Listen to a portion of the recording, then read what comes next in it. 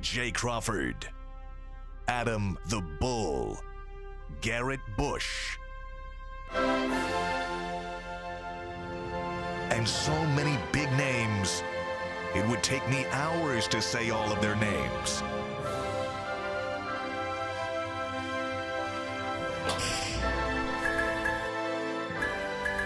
The ultimate Cleveland sports show. Booyah! Hey, what's up, Friday? What's going on? What's going on? What up, man? Welcome to the Ultimate Cleveland Sports Show. It's great to be with you again. G. Bush is mad. Jay Crawford, G. Bush, Man. B. Sellers in G. the house. Bush is mad. Why are you mad? Because I had hijacked. I'm getting hijacked on this. Listen, I had to come in. Listen, I had to come in and run some numbers by the OGs. I said, listen, now I know this is my first little house, but these little these little quotes I'm getting right now, McNuggets, is outrageous. Welcome to the joy of home ownership. I was like, what? No. What do you have currently down? What's that? What's kind of flooring flooring? do you currently have? So I currently it's carpet in there. Okay, so we pull Okay, it. so here's what I recommend. Come on. Rip it up, buy the product. I'll come over and help you install it. Yeah. It's not hard. No, it's not Watch hard. 2 YouTube videos today. You're the king of YouTube. Watch 2 it's YouTube not hard. videos today. I will come over. Is it a square room? Yeah, it's a scare work. So you see, I got the. I will come over to your house and I will help you install your hardwood floor, or whatever flooring you're looking to put down. It's laminate. You want to put down a laminate? See, Yeah. here's the deal. If you want to go a higher end, you could go higher end and do it yourself Yeah. and save half. Yeah, easily. Easily. So you feel like, so I was sitting there talking to my mom. I said, look, do you believe, I said, now she's a DIY herself. Yeah. Do you believe, I said, if we watch this, do you think we could do this G. ourselves? Bush, I promise you, Come you on, can. laminate You're floors a smart is guy. typically clip together. Yeah, you can do it. It's not hard. That's You not can do hard. tongue and groove hardwood. As long as you know what you're I doing. do it all, bro. And I know you. I know what kind of person you are. You have a thirst for knowledge. Yeah. You watch some of these videos. I and watch all of them. Welcome to the world of DIY. Yeah.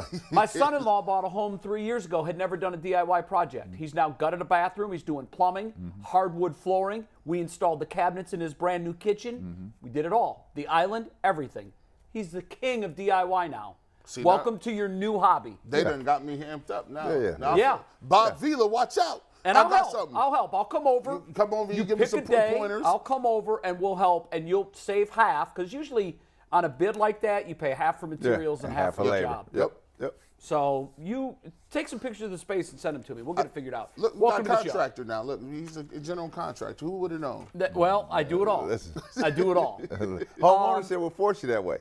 We've got NBA playoff talk. That game last night was a pig, but I still think the series is going to be a good series. But last night, for whatever reason, You want a stat real quick before we go? yeah, And this is why we knew last night's game was going to be terrible. yeah. Yep.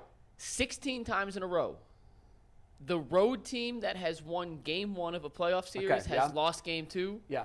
16 Do and you 0 think the home that's? Do teams. you think that's an accident? No, Yeah. it's intentional. They don't play on purpose, which is why I think. And also, the league can't have these series go 4 and 5 games. I keep telling everybody that they can't have it. Well, I mean, look how many minutes LeBron and AD played. Like they LeBron they and punted AD that were game. LeBron and AD played last night. They wanted the game. I mean, they played, but they didn't really play. They had an 8-point lead at the end of the first quarter, I think and then the coaching adjustment was made, and Steve Kerr kicked their ass. Listen, pick I'm just and roll saying situation last they night- got one in Golden State. That's all they wanted. Philly, same way. You're They right. got one in Boston. That's And all you're they playing wanted. with house money, but you're going to tell me that LeBron and AD don't want to go to LA up 2-0? Yeah. Well, Steve Kerr made an adjustment yesterday. Steve Kerr was incredible He made last an night. adjustment yesterday. And by the way, he Ham for- got he- his ass he- out coached. He forced the Lakers to make a decision. He did. Yep. And they made the wrong decision they consistently. made the decision to stay with themselves. I And thought that's that was one of the better examples. That was one of the best moves I've seen. I'm glad you said that. As I'm watching the second quarter unfold and I see the little tweak that Steve Kerr made, even before the run was starting. Yeah. Now remember, it was an 8-point lead at the end of the first quarter. I believe it was 8 points. I said, they started on an 8-0 run. I think it was a 10-point lead maybe. They started on an 8-0 run in the second quarter just by making that small tweak. And I said at that point, this game's over. Yeah. The Lakers aren't making any adjustments to what Kerr did at the intermission between the first and the second. And they outscored them from the second quarter on by 37 points, I think. See, Well, Steve's been around the game. So He what knows you, it. what you see here is the Lakers can only win one way. yep. And that's why. That's with LeBron, AD. The lineup they have is Yeah. how they can win. Right. They can't make an adjustment and say, let me flip it up. I'm going to start 3 other dudes. Here's the deal. Because they can only play, because LeBron can only Right. play one way. Anthony Davis can only play one way. And the Warriors have so many combinations. And what Kerr made them do was like, no, we're not going to play your way. Yeah. You're going to play my way. We gonna get into and it. that was the problem. Yeah, We'll that's what get into it, but I think that LeBron knows that. Like LeBron, for all of what people say, he knows what he has, and he understands the levels those guys have to play at to even beat the Warriors. So like he just looked at that as like data. Okay, well let me see how you cover me, right? Right. Now we can go back game 3 and I can say, okay, let me see. But I'm not gonna show you what we're gonna go do because I want to make sure if I could get 2, I could get you up out of here. Yeah, and it would have been big if they could have. That stat is very important, 16-0. But I'm telling you, man, the NBA can't have these series going 4 games. They can't. And when the road team wins the first 2, it's looking like it's going to be a 4-game series. Yeah. And there's a reason why these things all magically. Even I thought the officiating last night was crap. I thought it was terrible. First Golden of State was all, winning that game no matter who was officiating. when the game was still What, oh, close. hold on. When the game was still close. What did you say? Yeah, he said they were. Golden State was going to win. LeBron played 26 minutes. LeBron played AD played 28 minutes. They played 26-20 because they were getting blown the doors How much off. they That's played in the why. fourth quarter? They didn't play in fourth. Because they were getting the doors Right. blown off. But listen, if you think that they were going in and going to play 40 minutes a game Let me- after one night off, y'all are absolutely out of your damn Mike, So, mind. Mike, you're Mike, telling let me if me- there was a let me- one-point here. game starting the fourth quarter, AD and LeBron are sitting in the fourth? It was never going to get to that point. Let me tell you something. If Klay Thompson is not hitting shots like that, even the move to small ball wouldn't have helped them.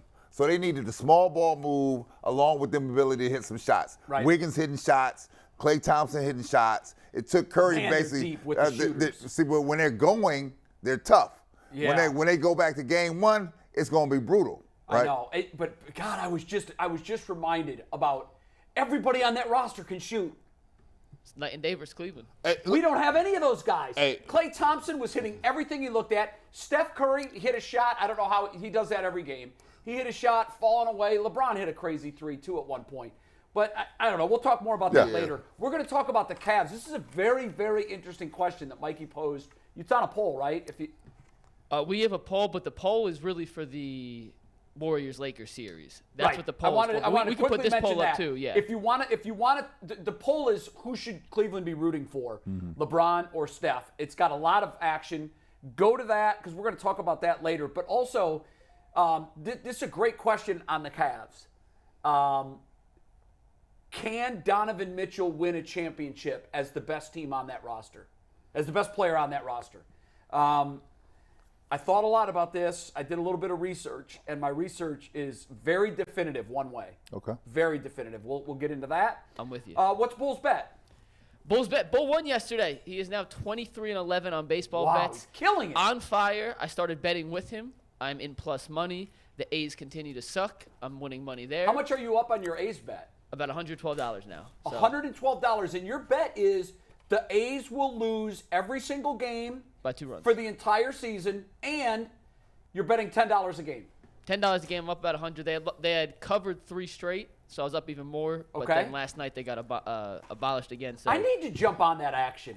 Look, so Bull came back. He had a retort for you, Jay. He said, "Listen, how did he explain it? I said I think he found the cheat code by betting the run line because it's not a true full win if you win.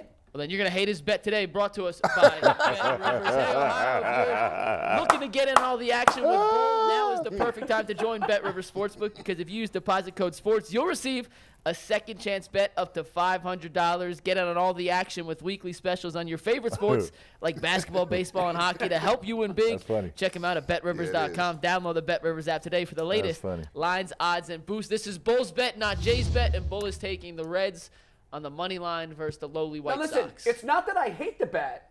I think it's smart. Yeah. But what we're doing in the ratings, what we're doing in the standings is it's either a full win or a full loss. But when you bet the money line, that's not the way the bet pays off. No. Does that make sense to you, McNuggets? Yeah, he's not. I mean, to his credit, Yeah. A win's a win. You're winning money. He is Absolutely right. He is also picking some bets that don't have the highest payouts. So just put it like that. So. Well, and that's smart. Yeah. I think that's smart. And in fact, what we're trying to do with Bulls Bet, by the way, is to entice our viewers to bet along with him to win money. Yeah. And the whole, Which I have. The bottom line is, if you're taking Bulls bets, you are absolutely winning money. What is he now? 23-11. That's On great. baseball, and he's 36-26 overall. So if he's talking non-baseball, He's under ignore 500. Bull. He's terrible at He's non-baseball. under 500. On baseball, he's a shark. And again, I do think that part of that is because the weighted bets with the run line, it's basically, I mean, I'm not going to say, I don't think it's cheating by any means. I think he found a code that works. Yeah. And one little update before we get into the Cavs on the A's bet. They're playing the Royals this weekend. Two teams that are god-awful. Terrible. It is a very hard pill to swallow taking the Royals to win by 2 runs. Like, they're so bad. Like, that's just a hard pill to swallow. So now on your A's bet, you're up 100 and how much? $112, give or take. I think I'm going to jump in on that, I think. I want in on that. Now watch, they'll go 50-12. I kind of want to, like, increase my $10 bet to a little more, but I know as soon as I do, they're going to start losing. Here's the thing. Remember, the NCAA guy bet was at 100 a game, right? On the Yeah, underdog. that's how you make real money. Like, So just add a zero back there. And well, instead yeah, of, but then they lose 4 in a row, and next thing you know, I'm down $300. yeah, but if That's you 400 start if with you can do 100 math. and you're committed to your bet, which you have been, which is very impressive, by the way. Hey, Mike, you know. You're not up 110. You're up $1,100 Listen, right hey, now. Mike, Well, this year- 4 days of 400, 4 days of $100 is $400. Yeah. Yeah, but here's the thing. He's already up 1,100. Yeah. I'm not up 1100. No, he If you said would've if been you played 100, it that oh, way. Yeah. And if ifs and buts were $1 million bills, I'd be an absolute billionaire. So Stop let's betting. we got a lot to get to today. Yeah. We got to get into it. Let's And we start. have to do the top 5 because Anthony made it last week, and I've blown it off. And if I asked Anthony to make something before he went on vacation and didn't use it, I would feel bad. Earl's also not here, so if you see me doing 15 things, I'm a one-man production Yeah. show Solo. director, Yeah, Steve. listen. So All right. let's get to it. All right, yeah, let's dive in. And by the way, the top 5 for Anthony is the top 5 things we missed while Anthony's been gone. I didn't even know he was gone. So I don't know that I can come up with anything. Now, in fairness, I think I've only done 3 shows since he's been gone. Yes. But no, I'm kidding. I love Anthony. We miss him when he's gone. He does a lot, and he's a key part of what we do. All right, I touched on it. Okay. And this is a big central question if you're the Cleveland Cavaliers. They're not making any changes, so I'm not even intimating that they're up there thinking about this. But can the Cavaliers or any team in the NBA win an NBA championship with Donovan Mitchell as the best player on the roster? I've been doing a lot of soul searching on this. I did too. This was tough. Because what I wanted to do is we'll bring it up later, but I've started to watch the other teams, and sometimes I think people need to do themselves a service by literally going into a series, watching how other teams play, and then doing some scouting and homework on your team and being real with the situation. For me, I don't believe Donovan Mitchell can be the number 1 overall best player on your championship team because of a couple reasons. One, I just think it's so devastatingly difficult to have a guard do that. A guard under 6 foot, you look at a guy like Allen Iverson, you look at guys who, and Isaiah and Joe Dumars did it, but they did it in a way where you got to be gritty and you got to have some other pieces and parts that is completely ready to go when it comes to some other things. So I think they were kind of an anomaly, but for me, it's too hard. You're counting on jumpers, and then you're counting on being able to get all the way to the basket. And if you don't have the ability to get some easy buckets, or you don't have the ability to change the game offensively and defensively like a wing, you can't control the pace like you want to, and it's too easy to stop you. If they take you out of the pick and roll, if they trap you, if they take the ball out of your hands, in what other ways can you affect the game? Right. So you're going to need a really good supporting cast. You're going to need a really good support. He did not have that here. Yeah, he did not have that here. And to be honest with you, he even has to be a better player if he wants to win it and say the way that the Warriors did. Because some people say, well, Steph Curry was the best player. Yes. However, he has an all-time great elite coach. However, he has probably I think he was the best player on 2 of their titles. I think on the other 2, I think it was Kevin Durant. Yeah, it was Durant, right? So last year he was the best player on the team when they won it. And so, but you do have one of the best shooters of all time right next to you. You got a defensive player of the year candidate. So he has elite parts. But I just don't think, if you look at Donovan Mitchell and you say, can the Cavs win a championship? Will him be the best player? No. I think, can he be a 1A? Sure. If Evan Mobley gets to a point where he's giving you 23 and 12 and Mitchell's giving you 25, now you cooking. Yeah. Because, and with what Garland brings. And with Garland. Now you've got a full complement. Now you got a compliment. All right. But as constituted as that's a definitive answer. Brad, are you as certain in your answer? I'm very certain. Can he be the lead dog on a championship team? He absolutely can. Make your case. But the team has to be assembled. I heard G reference my old teammates, Joe Dumars and Isaiah Thomas. Well, they didn't do anything until the rest of the crew came along. That was a team. Right. Yeah, it was a full picture. I'll go back to Chicago. Jordan was the lead dog. He didn't do anything until he put the rest of the pieces in place. Right. That's right. You go to any championship team, there's no one dog carrying the show. No, it's pieces and parts. There's pieces and parts. And it's not just the number of pieces and parts. It's the pieces that fit together like a puzzle. Right. That's the trick, right? Yeah. So you can never be in a position where you have deficiencies and ignore your deficiencies, right? Because you're putting too much strain. And I think the Cavs did that last year. It's like overworking your engine in the car, right? You didn't get the oil change. You're asking certain parts to do too much. You're going to stress them, and they're going to break. At some point, it's going to break down on you, right? Right. So any championship team, I think, has to have all the pieces and parts. So to your question, again, do I think Donovan Mitchell can do it? Yes. Do I think he's elite of the most talented people that ever come to this league? No, he's been a very good player. Right. But they need pieces, right? And you're going to see the championship team in this NBA calendar season. Who's going to win it? The team is going to have the majority of the pieces and parts necessary. They're going to be complete. That fit together like a puzzle. I'm not talking about give me the best 10 players and put them on a roster. No, absolutely. Nope. It's the ones that fit together the most. You guys really, my answer is different than yours. I agree with you, Garrett. The answer for me is no. But I'm using some of your logic, actually, to support my case. And that logic is it has to be a team picture. When you see a championship picture, you see a bunch of faces and names. But what you really see is leader, dog, scorer, that's right, rebounder, assist, defense. Right. They all fill roles. When I look at the Cavs team picture minus the names and faces, there's too many not pictured. Right. Yeah. Yep. There's too many of them. Who's the dog?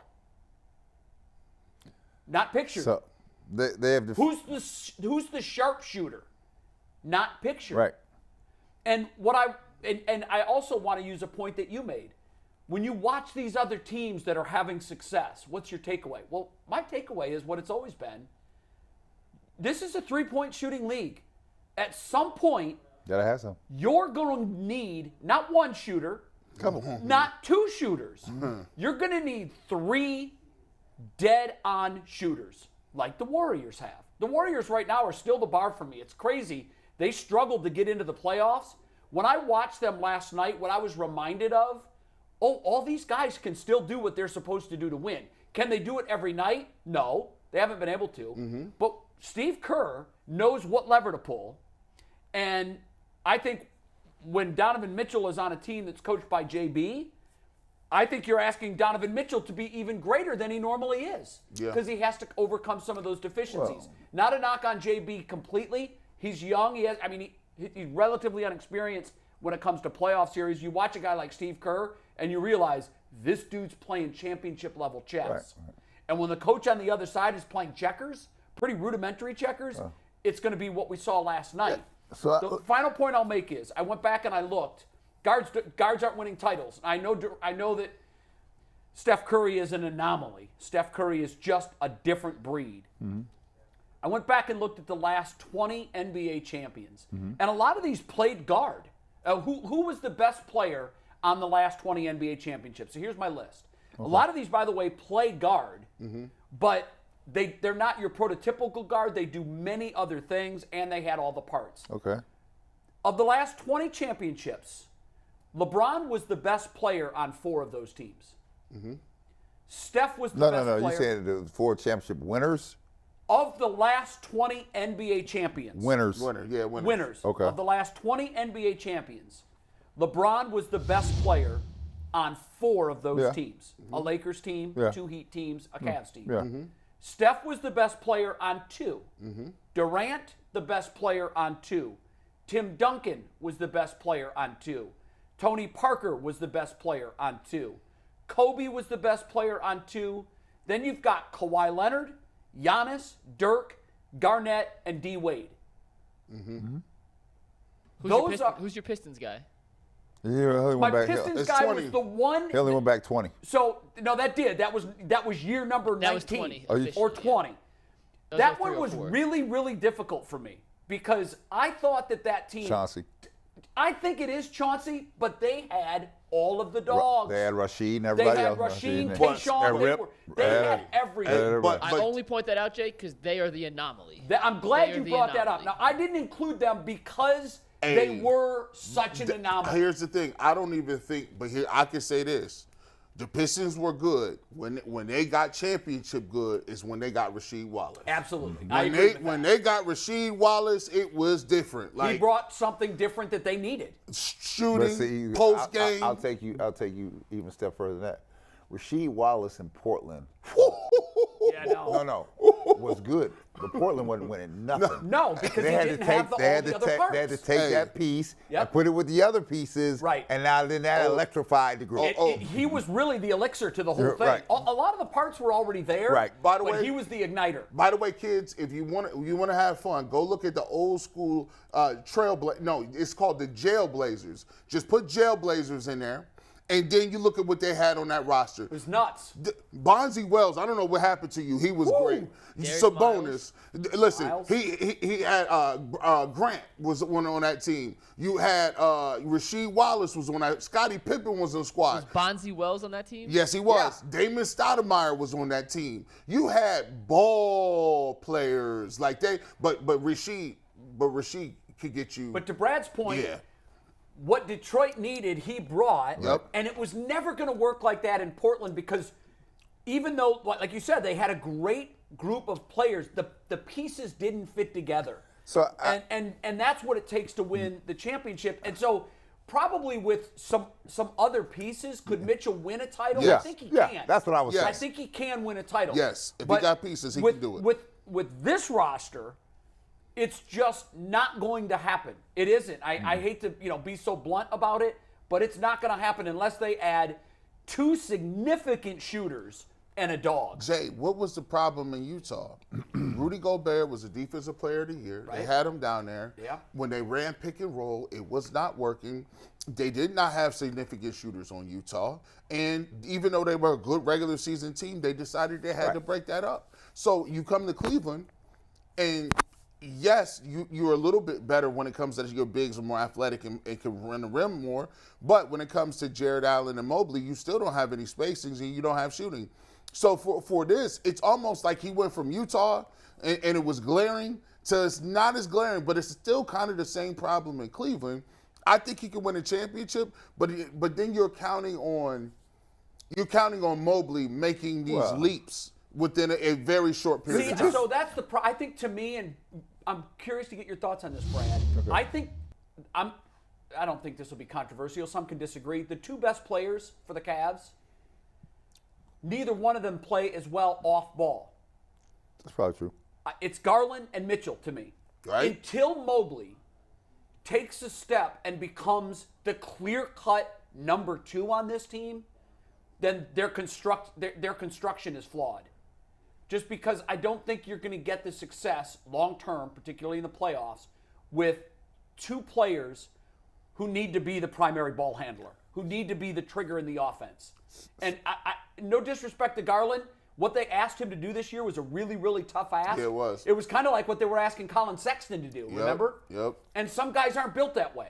And some guys can never make that transition. Well, this is what you're going to find out here because I want to remind you, this is year 2 in a complete rebuild overall. So year one, I'll give you, we bring in Mobley. Garland played together last year. Is it complete by just adding one player? No. This is year two of a renovation project, right? Yeah, but you said of a complete rebuild. So like because you here three of those main parts were already here. So you have here. three pieces, right? Championship teams, Jay, 8 to 9 pieces. Yes. That's what it is. You're and right. they're not all Benzos. They're not all BMWs, right? There's somebody's a great Chevy. That Chevy running hard, right? Right. It's a good Ford over here. That Ford running hard too, right? Yeah. And you have to know how to put it together. So I can see what they're trying to do, right? I was reminded the other day, I was telling people this. Just because Kobe and them sat there and talked about we were standing pat, that's what he's supposed to tell you. They saw the same things we saw. Do you think he's lying when he tells us that? It's not lying. It's like, do you think he does? Do you think he's not smart? Well, everybody here see. You think he doesn't see what we see? But you know what the reaction was? Yeah, I got it. When he said that, everybody double took and said, "Wait a minute, what?" Well, because people wanted to hear the other thing. Tell me what I just witnessed is about to be addressed. Do you think? Because when we look at the timetable, we got conflicting timetables. One, it's a very young team. Oh, it's not conflicting. They know the timetable. So they got people on the contract. So they got a window. So if you don't get what it need to get done when Mitchell was here, I think that's doomsday to me. Well, let me tell you this. Jay hit on some things, right? Some of the glaring weaknesses here have to be resolved. Better go find me some shooters. That's got to get resolved. Has to. Second thing is, you better go get some gritty people up in here. That has to get resolved. Right. Right? Because I'm going to tell you what. Most teams that make the turn toward championship level, they recognize where their weaknesses are. And before their own personal prohibitions, they go the other way. Right? So you have to make some decisions. Right? So I'll give you a case in point. Chicago was on the cusp. They had won a couple championships, but they weren't on the cusp of going back again. And what did they do?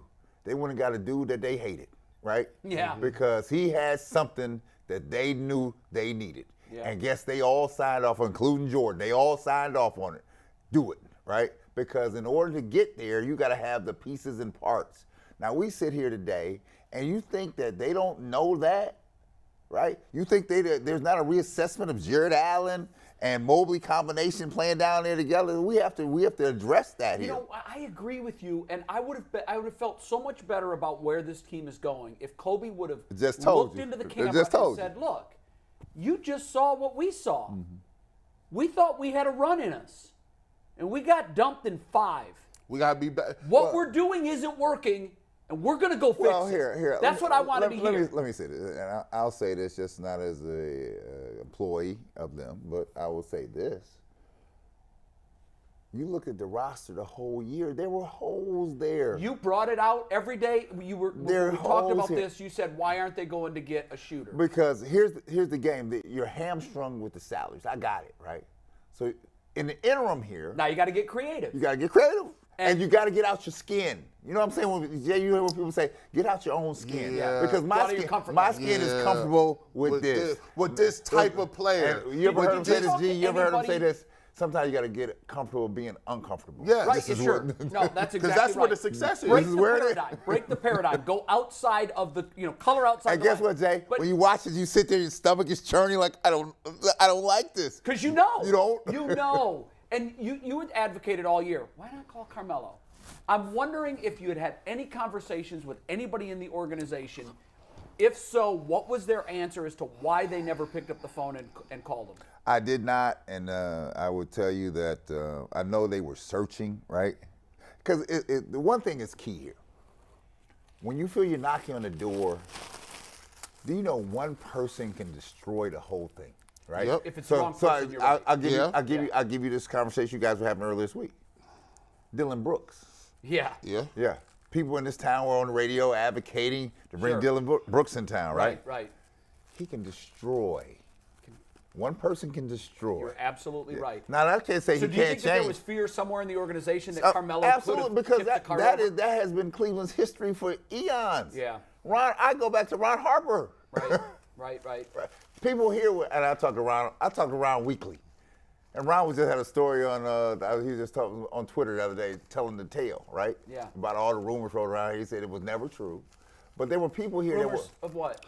He was running with some boys that weren't complimentary of the standard of Cleveland. They were running some citywide dudes, right? Just regular street hustlers, right? Yeah. And so, because you run with them don't mean you're one of them, right? Well, no, because when you grow up in certain places, I can be your friend, but I don't condone what you're doing, right? no, I know, but you know how the public perception is. Perception. If you're in the car. Perception and real life living is two different things, right? I understand that. Listen, this country kills me. It's more guilt by association than anything else, right? Well, there's a lot of that, because it's perception. Right, so here's the story. So I assume if you're hanging out with a dude that you've got more in common with him than not. Years later, it comes out that what Ron was saying was actually what it was, right? Yeah. Right? Yeah. And so you watch the guy that could have helped the Cavaliers Get bounced and took it out west, and guess what? Great things happened for him and back to Chicago. Mikey's got to get a read in real quick. Yeah, we get right back to this in 1 sec, but I just want to remind everybody that Lorain Community College is the #1 community college in the UCSS universe. Your class is your future. Register right now for summer and fall classes. You can learn more at loraincc.edu to learn more. Back to you guys. I agree with what you're saying. Let me just finish my thought on that. My thought on this is that, right? And, yeah, we like to do it this way. We like to pick up pieces straight away, great fits. Right. Well, you get to a point at some point here, and I think this is where the Cavs are, because they played so many cards with Mitchell and the others, your hands are tied now. Yeah. Now you're probably going to do something that you probably had never done before. I'm not saying bring the renegades around here, but you need an edge here. Yeah. You saw one thing, Jay. The playoffs and the regular season, they're two different things. They're two different things. They're night and day. If you don't have the ingredients, you can't make a playoff run at all. And well, we just proved it. We just proved it.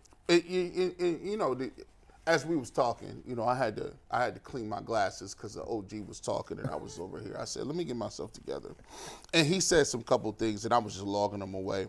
And he is right. See, in Cleveland, we got to understand that, we're not going to always identify with the people we got. We're not going to always see eye to eye. We're not going to always be comfortable with their antics, shenanigans, whatever the case may be. However, the good teams are comfortable being uncomfortable. That means that's where your success is. Ain't nobody in this world ever did nothing comfortable. I watched a documentary on the Panama Canal. You know how many people died building the Panama Canal? And people would sit in America and be like, we ain't ever going to even go across the canal, Panama Strait. Why would we ever?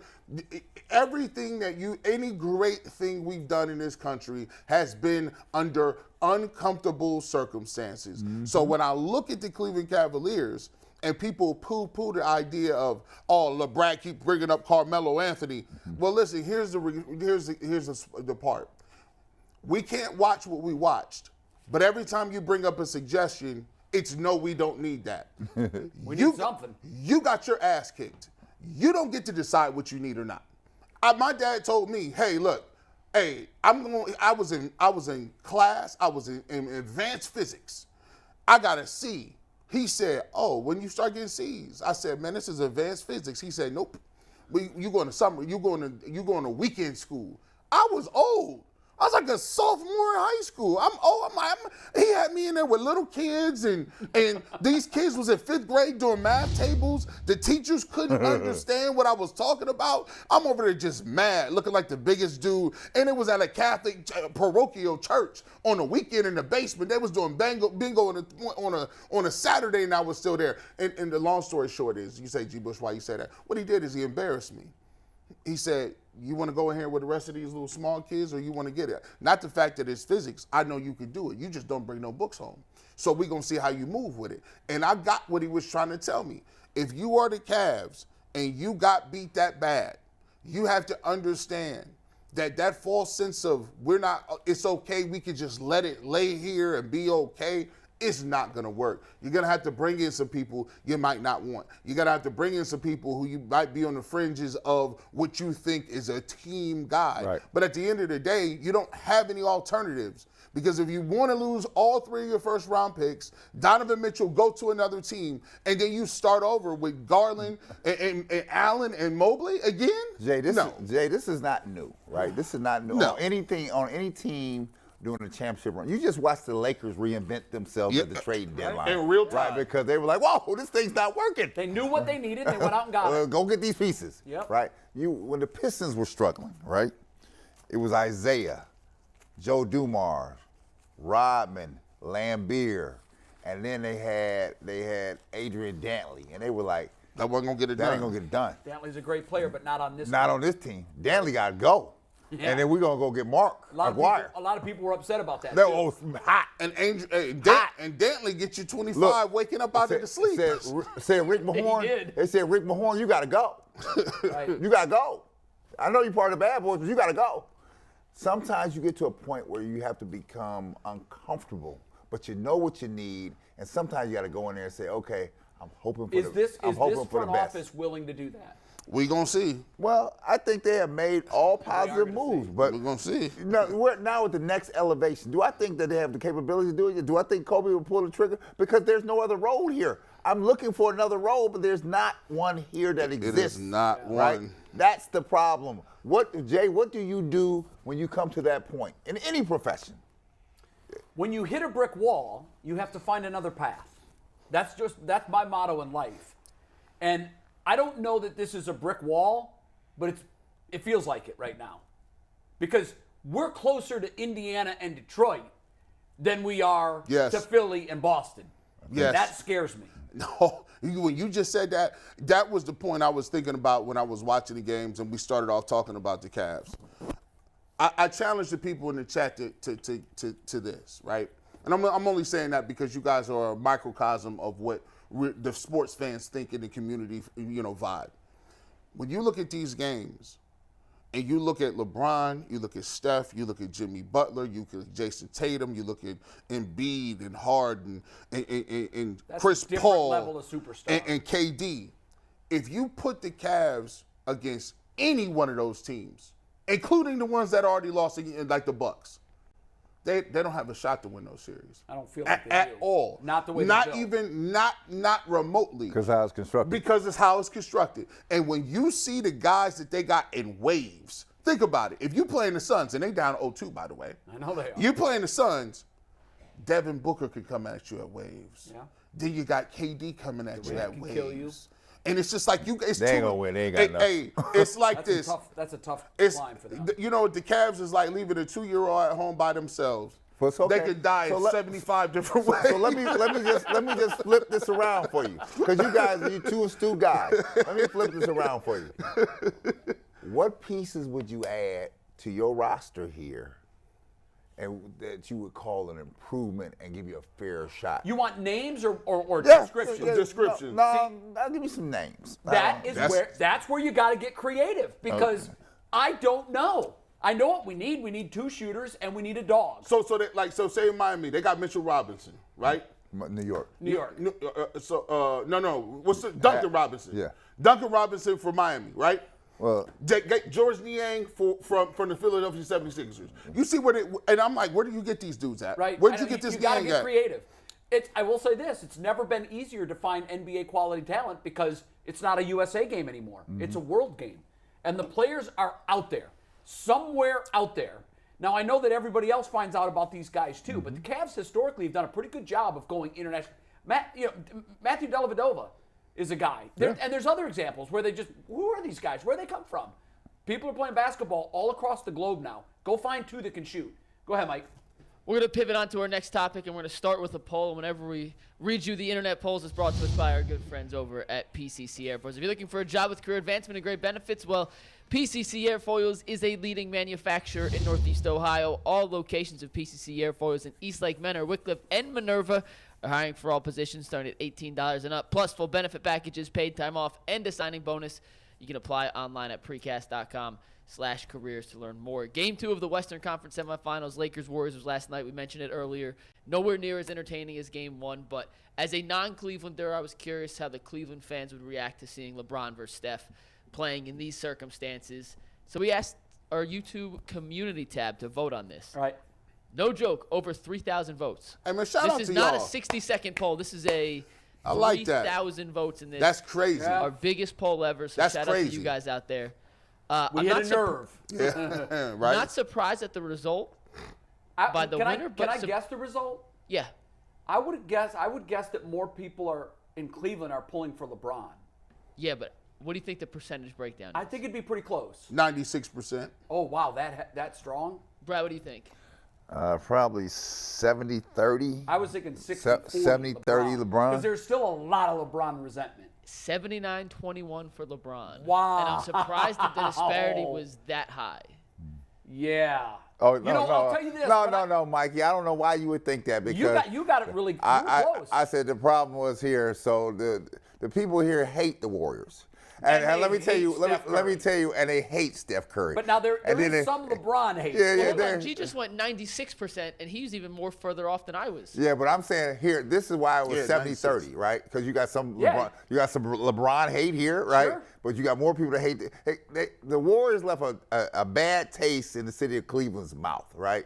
Awesome. For the start, I'll take you back to Steph Curry's wife when she was in here and got it going at one time, got Right. that going, right? Right. Then the Warriors, and people remember this. If you were in that arena, and every time the Warriors won the thing, they would travel in droves from the Bay Area, all their fan base, to these games. Yeah. And then they would start chanting from the rafters, Warriors, Yeah. Oh, man, this thing like drove people insane. They hate the The Warriors. hate is real. The hate No, is real. I didn't think Steph would be rooted for more than LeBron. Like, I knew LeBron was going to win.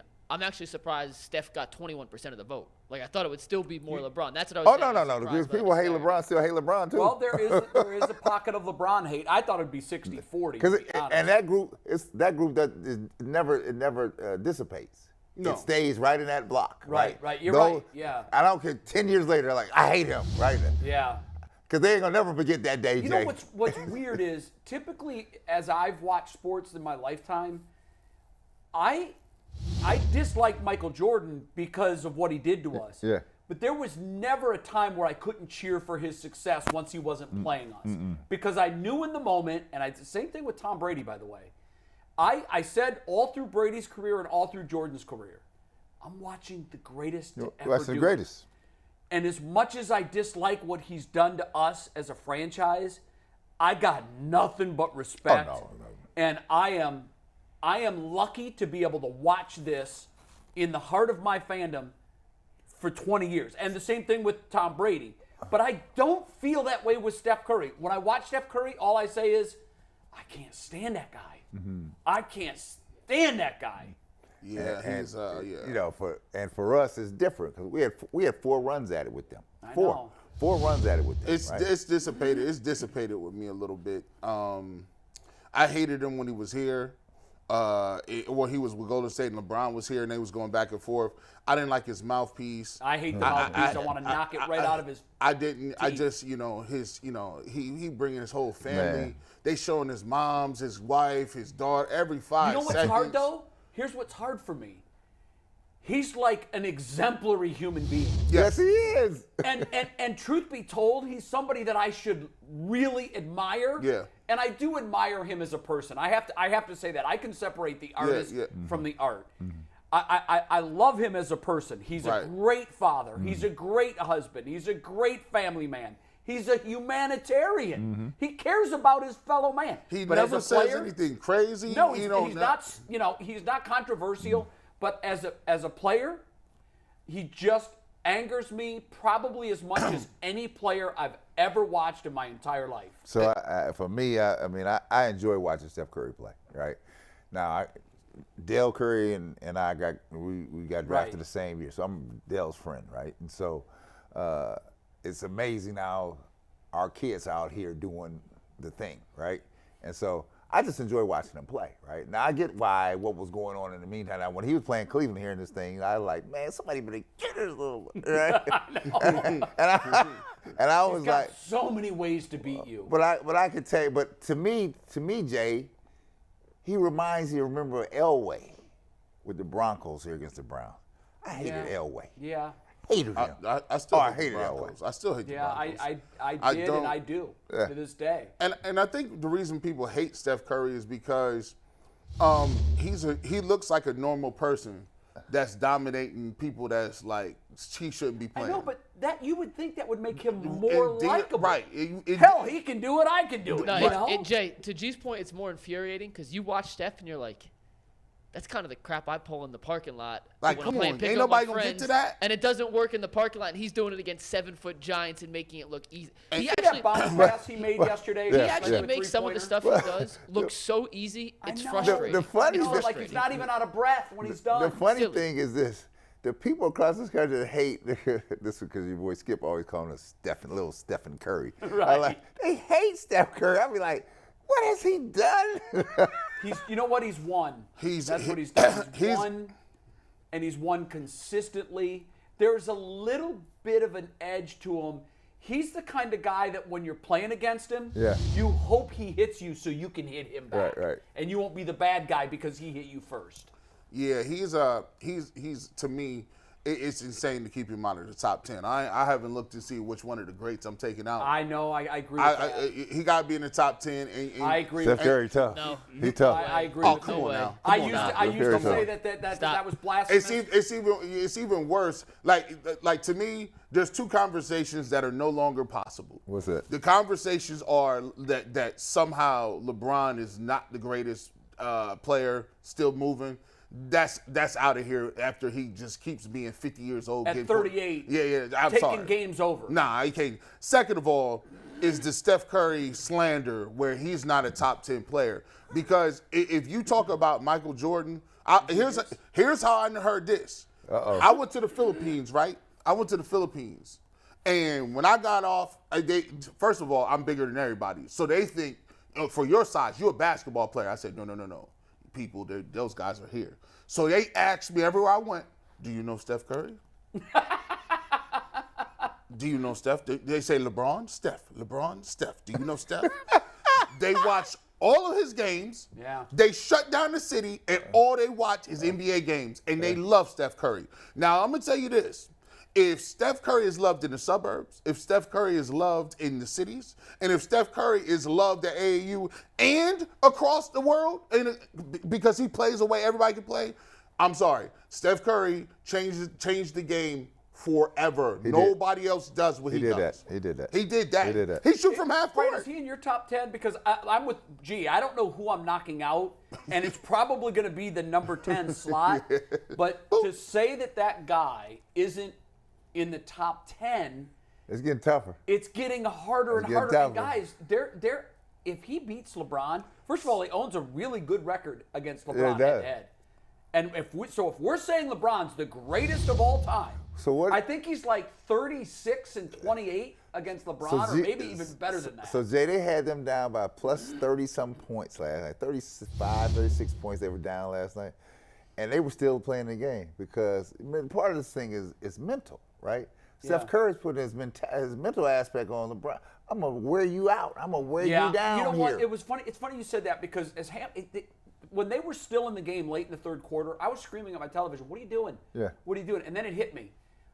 You can't submit in the third quarter. Nope. You can't do it. Nope. That's a mental L that will carry into game 3. And so I know. And by the way, some of those calls, against LeBron, he was teed up on one of them. Yeah, he got teed up I on just one. thought there were 3 or 4 calls that I'm just looking at him going, oh, this thing isn't going to LAO2. No way. No way ever. So That's the most sellable event. You know that, right? That's the most sellable. I It's told not, you it's earlier not, it's not that the rate Knicks. card for this Warriors-Lakers series is probably better than the average conference finals.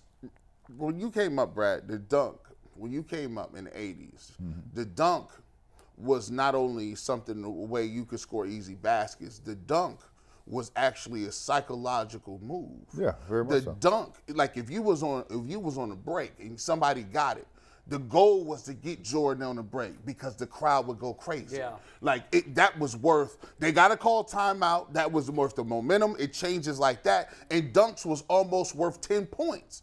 Now, Steph Curry was the first person with these threes. To hit the dagger threes. Deep threes. The dagger threes from 5 feet behind the arc. From 5 feet, it's demoralizing. It is demoralizing. It kills your soul because you look and you say, I got the shot hand up. I'm in his face. He pulling up, and I got my hand in between here, not touching him, and it's nothing but the bottom of the net. You leaving one thing out, though. He doing that while he got the mouthpiece hanging and they out. turned around. Oh, my God. And he turned around going down court, not looking. Oh, that's in. Yeah. And after he hit, he doing like this. I said, oh my God. And then and by the way, the Warriors, hey, McNuggets, you should have known the Warriors was going to win. You know why? I did know. I bet on them. They switched. You notice Smart man. You notice they switched that court.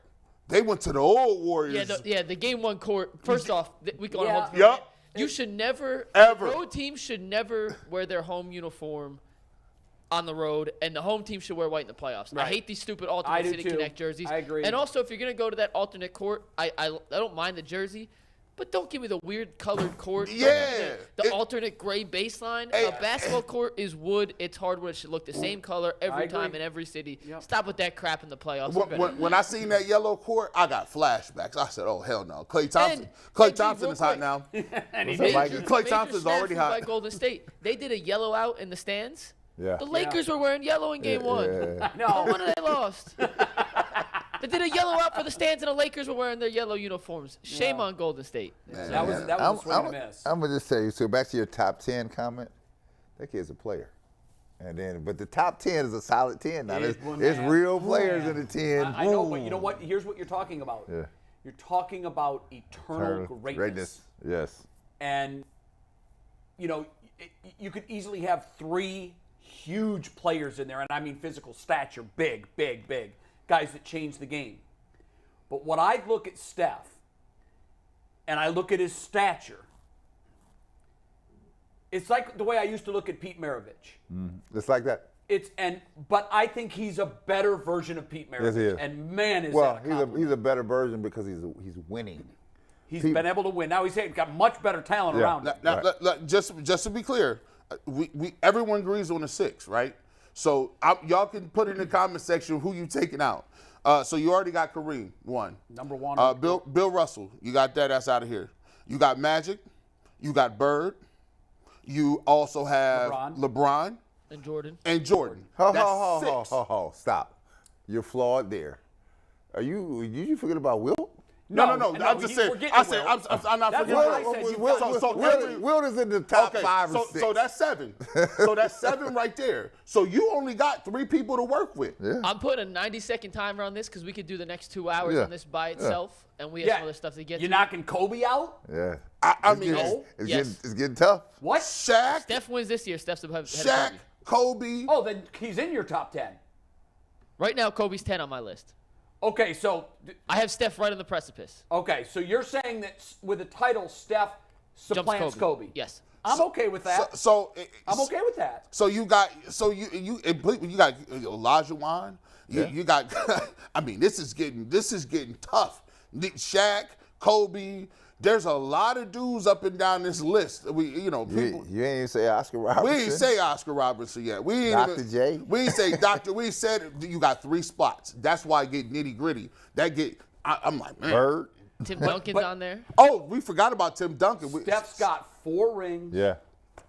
And He's right in that 8 to 12, 13 range, and you could argue they're all You're all-time right. We greats. could go all day. It's We all could go all day preference. on this. Yeah. I'll tell you this: if he ends up winning another one, He's the tough. argument is over It's for done. me. Done. As a 6'3" shooter, ball handler Dundada. with 5 titles, and Yeah. I don't know, man. I don't. Done. Yeah. I don't Shout out know. to him.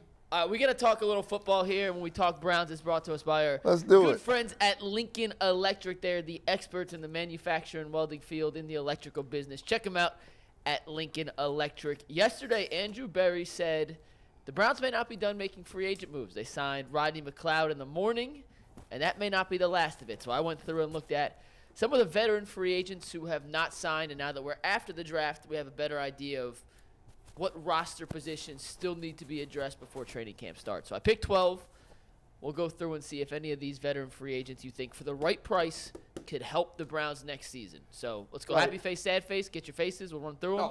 One at a time. Give me a happy face if you think it's worth a flyer, and if it's sad face, we will skip. See, some of this is tough because it all depends on the price too. For the right price, and whatever that is in your mind. So do you think at this point he's at least worth making the phone call and seeing if there's mutual interest one way or another? So, okay, you guys ready? Yep. We'll start with Leonard Floyd first, the edge rusher, former first-round pick of the Chicago Bears. Yeah, no, I'm good. Nah. Good there. Sorry. I mean, that room is it's already heavily populated, and I know that, Schwartz is going to do things with a rotation and keep guys fresh. Nah, I'm cool. We have other needs that I'm cool. aren't addressed. So for me, I'm good. I'm cool. That's cool. We're moving on. I spelled Ezekiel Elliott's name wrong. I apologize. Yes, he has 2 T's in his last name. He does. But Ezekiel Elliott, properly spelled, the guy you see in the picture. Worth a flyer or not? I'm cool. I'm cool. I was initially cool on that, but he's not going to get much money. No, he gonna get the money. not I'm gonna leaving get a lot of money out. money. I'm leaving money out the equation. And I still don't know about the running back room because we're counting on Ford being a guy, and I think he is a guy. I think he's a player. I think he brings something to your table. The other thing he brings to the table. Listen, we don't need much, but we need another punch. Yeah. But what I'm counting on, he's great in the locker room. He's good in the locker room. First of all, he's beloved in Ohio. He brought a Buckeye a national championship to Columbus. Here's the thing that's interesting about Zeke. He is now a wounded and very proud animal. Yes. He's a cornered animal. Remember, what's our last image of Zeke Elliott? Getting blown over. Becoming a meme. Right. He got drop kicked. He became a negative meme. And then he got cut.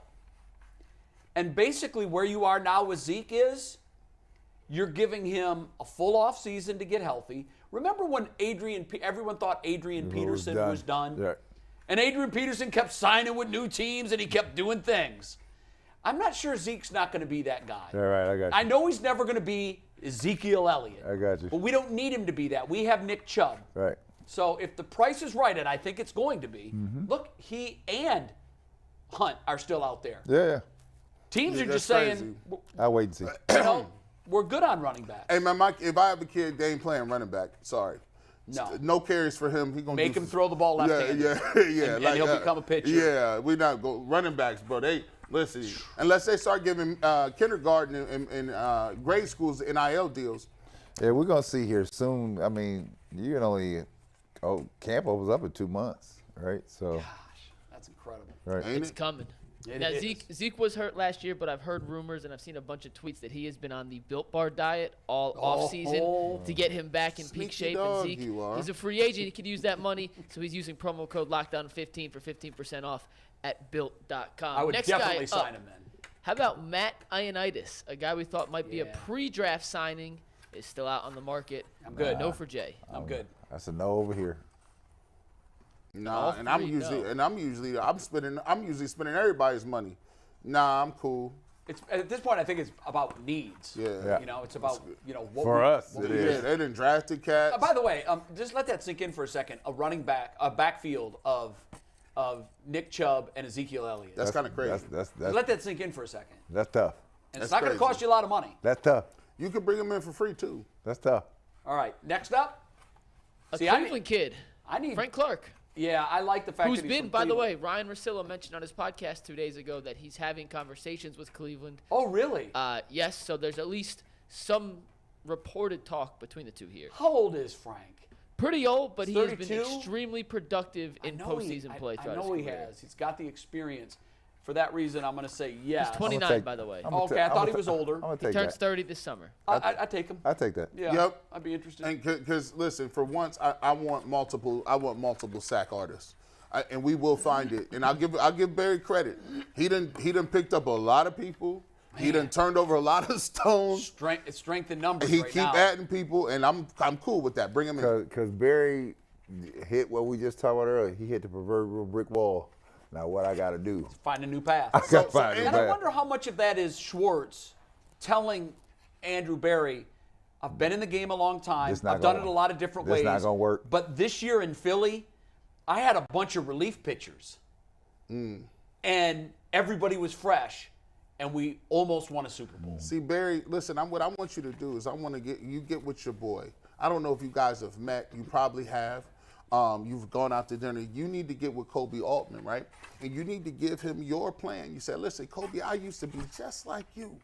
I used to be dismissive at the end of the year, and I tell him, you know what, we're right on path.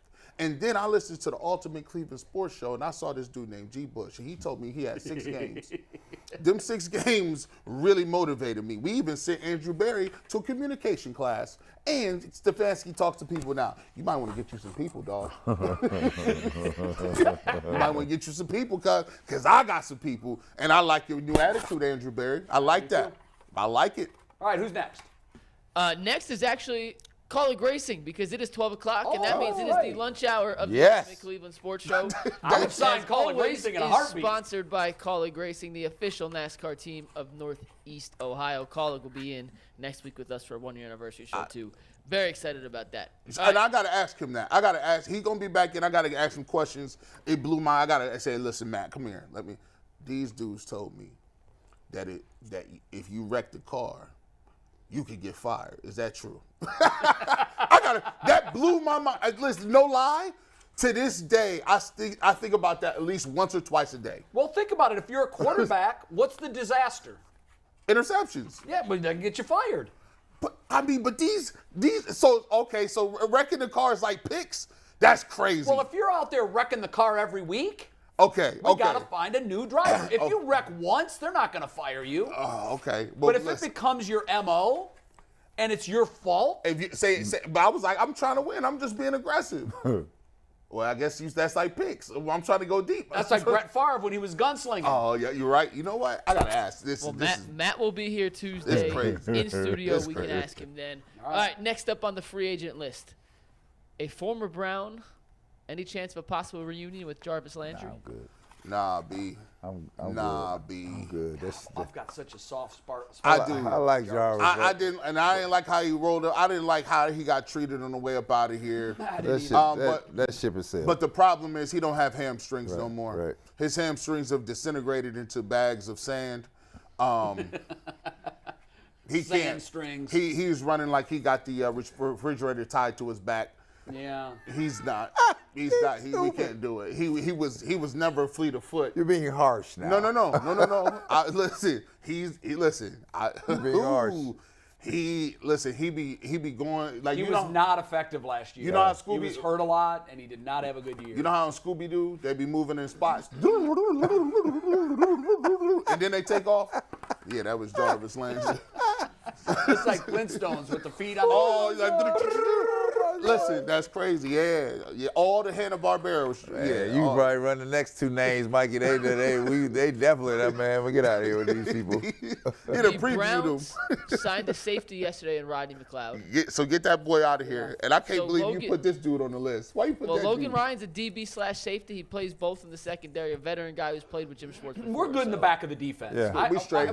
We have weaknesses. That's not one of them. So We straight. I'm a no. But I'm talking about this next guy. Why you? Yeah, I'm talking about this guy. Yeah, Why he on the list? Under what scenario does Andrew Berry call a news conference and say, Clowney I'd like to introduce the newest member of the Cleveland Browns, So I asked Earl when I was like, should I throw him on here? Davion Clowney. I was like, Earl, should I throw him on here just to piss him off? And Earl was like, yeah. So the answer is no, but is there a reunion? It's going to be a hard no for me, dog. Hey, yeah, it's this guy. He told him, I ain't never seen that. Listen, that's like me coming on the show and be like, hey, you know what? I'm only doing final takes. I'm not doing none of that. Don't give me a top 5. I'm only doing final takes. And, that's the way it's going to be. What do you mean? What do you mean you only go do? And they let him get it off too, Jay. Well, they sent him home. Let him But get it off was for a week little 14 bit. or week For a little 15, bit. whatever. That's stupid. All right, so currently the second backup safety position right now is currently constructible between Bell and Ronnie Hickman, 2 undrafted free agents. So Come on, would you man. take We a flyer already on said- Adrian Amos as another veteran in the We secondary? said we good back there. I'm Nope. good there. I'm good there. We're good. I didn't see a single Nothing waste player no with cheese. with the initial LB next to his name. Thank you. Not a There's one coming. There's one Okay. coming. Okay. All right, Okay, I thought this was your last. No, we got- Oh, we got you know one what? I more. looked at the list this morning. There is, yeah. All right, here we go. All right, Here we Steve, go. next one. Please. Next graphic. And we have our final 4. It starts with the running back, though. How about Leonard Fournette? Yeah, no. He's like 375 now. He's a big dude. Hey, we don't need no more noses. We got Ika, Siaki Ika. G. Bush is on one. We got Ika. We don't need no three. What are you saying? You put What- Zeke at what- center. What are you saying? And What are you Fournette at saying? defensive tackle. Hold on, Mikey. What are you saying? Oh, I'm saying he has a bull rush and a swim move. He's gonna take up 2 in the middle.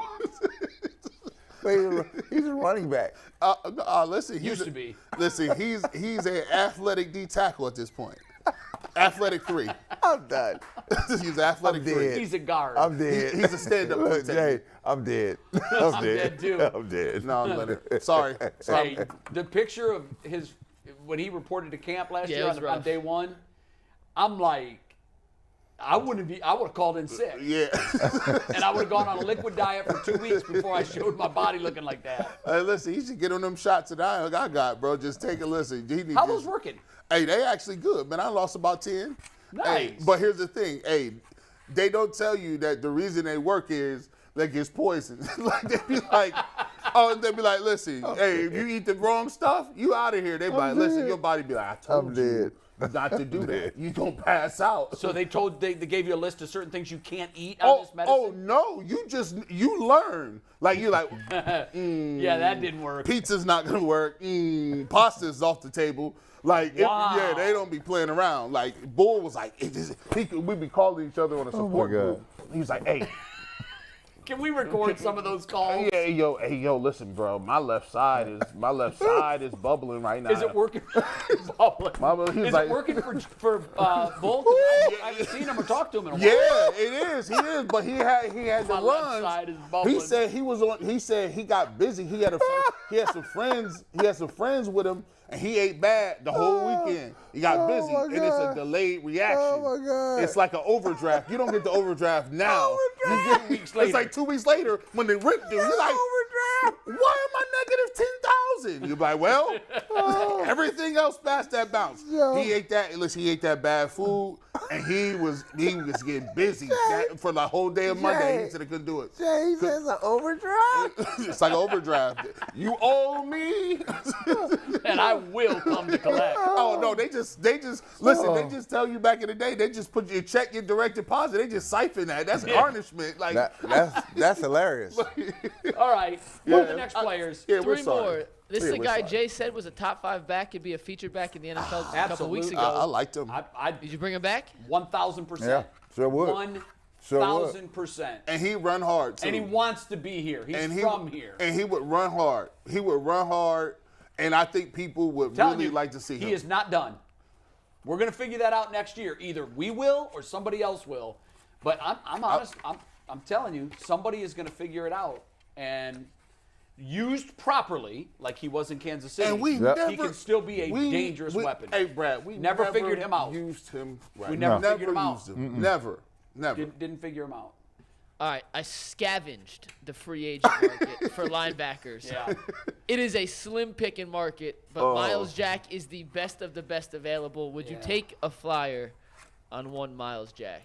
We finally have a disagreement. Brad says yes, Jay says no. G. I say, is that yeah? Oh, that's not my fault. I had the wrong one. Sorry. I honestly, Sorry, I had the wrong your one. yes kind of looks like a shock, and it could be a yeah. no too. Yeah. But I get confused on it all the time. Look, I'm a no. But You made you it. You talked made me it. into You made the all right. thing. So like I I didn't make that, Brad. Who made it? People upstairs. like it's half his side of his face is frozen on that one. Like I think Justin Bieber had that a little bit ago. But anyway, Yeah, he did. it was crazy. I'm like, dang. Yeah. So listen, I'll tell you what. It's so slim pickings out here, but I'm gonna tell you what. Uh-oh. They got. Think about it. Uh-oh. You had Phillips, bro. It's Phillips. Taki ain't even gonna be ready to play until like what, middle of the season, September, October. So now you got JOK, Anthony Walker. Now Anthony Walker, he been injured the last 3 years. So like right now, it's like you can either take him or you could take guys off the street. We can ask Boogie if he know a guy. Hey, you know a guy that can kind of, just be in here field, like maybe play some special teams. So if Miles Jack come in, what's the worst can happen? He ain't gonna get no crazy money. Like if he come in and he's okay, cool. Like we could play you on maybe some, passing downs How or old something. is Miles Jack? Not that old, but he's been injury play. I'll get you his exact age right now. These backers be injured, man. Maybe if He'd you be get him injured. at He's minimum. 26, turning 27. Okay. Wow, Yeah, he's young. I'd take a shot. He's 26, yeah. We'll I'd take take a flyer. shot. That's Flyer. it. 26. Because if he can be what he once was, You'd be all right. You got to steal. well, wouldn't that be great? That'd be awesome if we could find if one. all of us could tap into that. Man, just look, right? If, Right. if Right. you could be what you once were, Word, bro. Brad, look. Brad's like, I'd be making $10 million a year. No, listen. No problem. I would be at OU at a sorority house or something, doing the most. What you talking about? 10 years ago? Like what? Like if you gave me, I don't even need the money. Just give me my game. Just Yeah. give me Is this what give me the game? Yeah, I wasn't doing it right. Like I didn't listen. First and foremost, I would have been like, who gets a girlfriend when they go to college? Nobody. This guy. You big Bad idea. You big dummy. You had a girlfriend all through college? Yeah, come on, man. It was dumb. It was the dumbest decision I've ever made. I'm gonna tell can you do this? Because I don't know. You guys have children of age that date. Like when they come to you and you bring them in and they say, "Hey, this is a person I like." Mm-hmm. Can you laugh at them and be like, "Oh, y'all ain't gonna be together"? No, but you know what I learned Y'all ain't in together. time? You just treat them like a house guest. Don't get too attached. Right. Because the second you do, they move on, and then you're like, hey, I really liked her. Yeah, or I like this Or dude. I really liked him. And what happened? What do you mean? I would laugh at him like, bro, y'all not gonna. So let me get this right. so my son, you gonna be with him? Listen, his father didn't get married right the first time till he was 40, right? And he called it off, and then he put it back on, and then he got divorced right away. Yeah, and he has half of my genes, so you do the math. I'm just saying. And he's light-skinned and wavy. He got crazy hair. He got a ponytail. Like, what are you talking about? If I had a ponytail, I wouldn't date none of y'all. I would be a unicorn. Oh my God! Oh my You don't God! want Rare that. form You don't today. want Yeah, I don't know. Hey, listen, shout out to what is this? There must be all kinds of caffeine. Shout out to this. This is Starbucks double shot. That's what that it is. is. This is. Now listen, I'm gonna go home and crash. You need to have one of those for every show. Man, we'd be off the rails. I kind of like it. This is once every 3 months. I kind of like it. All right, so in conclusion, not a ton of guys out there that really, No, not a really lot of move the difference needle makers. for Browns fans. Something that could be of interest to Browns fans, though, is our next topic, and that's brought to us by the USFL. Professional football is going on in Northeast Ohio throughout the summer. $10 tickets, family fun for everybody. Check them out at usfl.com. So after the draft, Okay. reports come out on all sorts of players. All right. Peter Skoronski, the Bears' first-round pick, said Arthur Smith, the Falcons coach, said his answers were too boring in their interview. You see all this weird stuff come out. Boring can Some be of good. it, he literally said your answers are so boring they're putting me to sleep. To the player, and that's from the player. The player said that in a press conference. Wow. A few things have come out on the Browns' fourth-round pick, DeJuan Jones. Now, this is from Albert Breer of Sports Illustrated. By the way, Crab had this stuff on when we had him on And we talked last week. Yep. So I'm not saying they're false. I'm not saying No, they're true. I'm just saying Albert he- Breer told us some things that we hadn't heard before. Well, but when we had our guy on from Locked On, He's good. He's Yeah. good. really good. And Kyle didn't have the specifics that Breer did, but he alluded to some of the things that He were did hit have on here. specifics on the senior Yeah. bowl And the and pro some day. things that he pulled there. And Albert Breer said a lot of that. What we hadn't heard was the fact that he wanted to be an NBA player. That was his dream. That doesn't bother me one bit. That didn't bother me Yeah, at all. so I don't let me care just about let me just that. read what Breer said. Steve, you can take a 165 full real quick just so everyone's on the same page. But according to Breer, these were some of the reported red flags about DeJuan Jones that may have led to him sliding down in the drafts. He was mocked as a first-round pick by CBS, PFF, and the 33rd team. Beforehand, he fell to pick in the fourth round of the Browns. He's told teams reportedly that his dream was to play in the NBA, not the NFL. He had some fluctuating weight issues. He practiced in the first Senior Bowl practice, then shut it down for the rest of the week, and then it did not work out at Ohio State's pro day. So I guess my question is, even though we kind of knew some of this stuff in the immediate aftermath of the pick, Kyle told us on Monday, it's not like this was completely out of the blue stuff.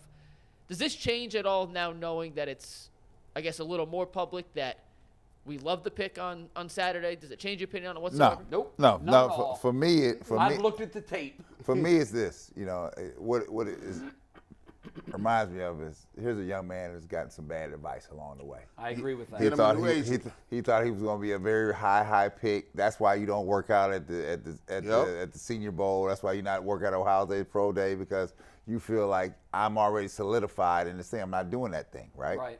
That's some very bad advice, and it does not bother me at all to say I wanted to do this than that. How many players do you say my first love was this, but I end up doing that? And you know what upsets me most about that, Brad? I'm going to give you a scenario. I don't know this is how it went down, but I've seen similar things transpire in conversations that I was actually a part of, or at least I was witness to. Maybe not a main part of the conversation, but I was a witness to it. And then I've watched how they get twisted and how they get turned. Yep. I'm not saying this is how it happened, but this is a scenario of how it goes down. So, you always dream of being an NFL player? Well, I got to tell you, when I was a kid, I loved basketball, man. Yep. And I thought I was going to be an NBA player. Well, then I was 370 pounds. Right, right. And that dream obviously. So, some idiot in a front office of one of these NFL teams. You got it. Decided to tell a reporter, oh, hell. You know, and it may have been a team. Here's part of the scenario, too. I'm just spitballing, but this is how these things happen. Keep coming. Maybe there was a team somewhere who needed an offensive lineman and passed on the big fella. Yep. And he was pressed by a reporter, you didn't get a lineman until the 5th round. And Jones was sitting there screaming at you guys. Yep. No, I didn't want to take. Well, what was wrong with him? Kid wanted to be an NBA star.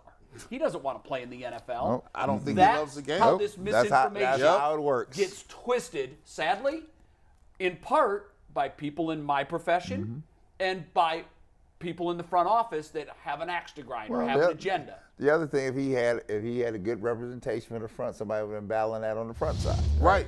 And they would have gave him. To your main point, and they would have gave him. He said, "No, we're going to the Senior Bowl. You're going to do your thing. Yes. We're going to Ohio State Pro Day. We're going to work out. We're going to say all the." Somebody would have been teaching him what to say, when to say it, right? As he's learning his way, so he can cut his own teeth. But at 21 years old, 22 years old, you don't know what you don't know. You don't know at all, right? And he listened to somebody say, "Oh, you're a guaranteed first rounder. You're a guaranteed." You can only mess that up if you go to the Senior Bowl. Right, exactly. You can only mess that up if you run at Pro Day. Think about it like this. You look at when people, because people do this for a living, right? So it's all about how plugged in you is and how truthful people tell you, right? If you're an agent, you talk to all these teams. Where's my guy? Where do you have him, right? If you get a bunch of conflicting answers all over the board, then you're saying, okay, well, we need to make sure that you go to the stuff so we can make sure that we can put all these fires out about you being 3rd or 4th round. So let's go do the stuff. But when you get bad information and everybody's telling you, oh, first round, and all of a sudden you get your guy there and you tell him, don't go to this, don't run at this, we ain't doing a pro day, and guess what? All of a sudden you fall. Because think about it, his tape is better at his position than Anthony Richardson was at quarterback. Oh, my God. By leaps and bounds, Richardson had almost no tape. No tape. 0 tape. And that guy moved from what are you doing? Look, that's the thing. But he had good advice. There were scouts that said, oh, he should not come out. What are you doing? What is he doing? And where did he end up going? And he just every 5 minutes, I'm like, wow, because he knew he was going to test well. I can speak to He knew it. I can speak to that on my own. So my senior year, I was finished 2nd in the country rebounding behind David Robinson. And that's when they used to take all the first-round NBA potential picks, the tie draft picks, not first round, to Hawaii for the Aloha Classic where they would play for a week, right? So like a little like the Senior Bowl. Yeah, like Senior Bowl for the last 4 weeks. So Ron Harper and I were on the same team Midwest. So Ron and I are friends from college days, right? He's coming out a little of Miami of Ohio, right? No, we went out there with the thing that you talk about the Senior Bowl. We went out there to prove that what you saw on tape was real. Was real. Yeah. Right. Because back then it was an ACC bias. Right. So we it was like Big Ten. So we went there. Ron out of the MAC, me out of Ohio State. We put all that to bed, right? And then we walked out of there and solidified our position. Now I'll go even further. There was the NCAA has, when they play the Final Four, they have an all-star game of college, pretty much top college players playing this NCAA all-star game before the Final Four game. Yeah. Well, by the time I left Hawaii, some people were telling me, well, you don't need to play in that, right? They just look for bodies, right? And I was like, no, I'm going to go show this again. Good for you. I'm going to Dallas. I went to Dallas, and I did that in Dallas. Yeah. And that's what I did. So right? were there people that declined that? That's kind of yeah. There are people that declined it, but I was putting every fire to bed here. I mean, okay. And you know what? Here's what it tells me. Not about your game. You're going to bet on yourself. I like that personality. Come play for me. Even the guy that hesitates to show someone what his skill set is, I don't know. I want that guy. I think it shows arrogance. Where your decision and position showed confidence. Give me the confidence. I'm going in here. I don't know none of these dudes from Adam. I never played with them. Don't know them. I said, but in a 40-minute game, I'm gonna survive it. Right? I'm gonna do well. And you telling your agent, listen, I'm in control. Listen, you are my advocate, but I'm in control of the ship. See, that's what, G. Bush, I'm so glad you said that. One of the things that I've said to younger talent when they've asked, not football, but in the business, and they say, should I have an agent? And I have never had an agent. I've always represented myself. Done all my negotiations all through my years at ESPN. I was the only guy there that didn't. But here's what I would tell people. It's not for everybody. Negotiating for yourself is not for everybody. But understand that this is not a co-equal relationship. Nope. You are looking for someone that can find jobs for you. Don't let this person change your on-air style, have you try to be someone that you're not. Authentic works in television. And so I always tell people what you just said. You're the bus driver. He can be the navigator, but ultimately the bus is only going where you take it. Don't let him decide or her decide where you're going to take your bus. And so that's when you give up the wheel. It sends a message if you don't. Here, we come to a house. They put the pro day camp in Columbus. You don't have to go far, right? Right. All you have to do is show. Show up. Right, and because the perform. NFL is a machine. It likes the way it runs. Yeah. It's just follow these steps and you'll be okay. But if you look like you're going to be outside of the steps, no. He could have told his agent, here's what we're gonna do. I saw the way that they got big Orlando Brown Jr., right?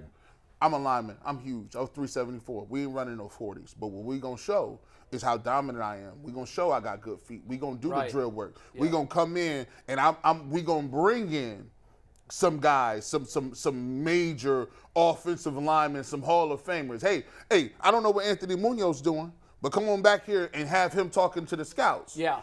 Joe Thomas. What do you think of this What you think of this kid? And if you could go across the board and talk to him, and I'm gonna be getting my work in. Now it's different. Now that's your comfort zone. Right. If you asking me to just pass, that's like you. Hey, you want me to shoot? I put up 1,000 shots. That's nothing. I ain't gonna be playing one-on-one. You need a knockdown shooter. I might not be the best guy defensively, but what I'm going to show is my strong suit. And they'll come away saying, at least he came to compete. And that's fair, G. Bush. I've never understood why they make linemen run the 40 at the combine. Who cares? What are you doing? Why? When was the last time you needed an offensive tackle to sprint 40 yards? I don't. So I don't care. And maybe he said, I'm not doing that. Why do I need to be fast in a 40? But I want to show, or I at least want to see you perform the things that I need to see. Are you quick on your feet? What's your footwork like? How about your balance? Your upper body strength, your lower body strength. That's important to me. Right. And I think you're right, Brad. I think the kid got bad counsel. Bad. But do I feel any less excited about the pick? Oh, no, I like the Because I've heard pick. that? Not at all. I'm even more excited because I y'all am tripped. too. Because I know I looked at y'all. They laughed at They like Orlando it. Brown Jr. and he became an All-Pro. Yep. He won a Super Bowl. He about to get. He's a second big max deal type dude. And he slipped a little bit because why? Like he couldn't run 40s, and they're like, oh my God, he doesn't look that pretty with his shirt off. He's a lineman. The Browns like it because they got it for cheap. For very cheap. It was a bargain. It was a value pick as far as he slipped. I always bring up Warren Sapp, and I used to love to hear Warren talk about his draft day experience and how he just sat there and he was just shaking his head going, oh, someone's going to get them a deal. Yeah, they're going to get a deal. Because it lit the fire in Warren, who was a fierce competitor to begin with, and all of those teams should have known about that. But because he had a marijuana hit, Yeah. And he dropped as far as he was probably the best player in that draft, or one of them. He's a Hall of Famer. I remember, and he just kept slipping and slipping and slipping, and the Bucs finally said, oh, we got to take this kid. I remember sitting there watching Sapp when he was there, right? Okay. And I'm watching the draft when I was very young. And the thing that people don't understand is character issues for me come from people that don't want to work hard. If you listen to Warren Sapp, even when you listen to him being in the league, he had a huge problem with Keyshawn Johnson because Keyshawn Johnson said to him, yo, come and get me. He said, I went to the front office and said, he the piece we missing. He the piece we missing. They give him a big time deal, and then we getting ready to put that work in. He said, well, for the Buccaneers, we always stay. He said, you come on, it's Florida. You come on down here, we gonna fish, we gonna work out, we gonna live here, we gonna eat together, and this how we gonna move. Keyshawn didn't put do that that. work in. And Keyshawn did not stay for workouts, and Sapp was heated because he said Lynch, Brooks, Barber, all of us down here. I lobbied for you, and you wouldn't come down here and break no bread with us in practice. I was covering that team. I was there 5 years. That was part of it, including the championship, the Super Bowl team in 2002-03. They would try to play it off like it wasn't a big deal, but it was a huge deal. And what that team had was two factions to the locker room. You were with Keyshawn or you were with Warren. Yep. And the defense was all with Warren. Yeah. And most of the offense was all with Keyshawn, but not all of it. And what happened through that was, and you're right, Warren was the guy that supposedly had, character flaws. Yeah. Because he got popped for marijuana before the draft. But I will tell you, from watching that team up close, no one worked harder. Nope. No one had more of a positive influence in that locker room than he did. No one wanted to win as badly as he did. Okay. And he loved football. He loved every part, like the practice, the stuff like you wouldn't think that he liked. Two-a-days in Orlando. Yeah. Ooh. That's crazy. That ain't easy because now you're landlocked. You're in the middle of the state. You don't get the Gulf breezes. You don't get the ocean breezes. It was brutal. They trained at Disney at Wide World of Sports. Oh, yeah. Oh my God. And I'm telling you, it was 110 degrees on the surface when they would start at 11 o'clock. It was crazy. And you're a lineman.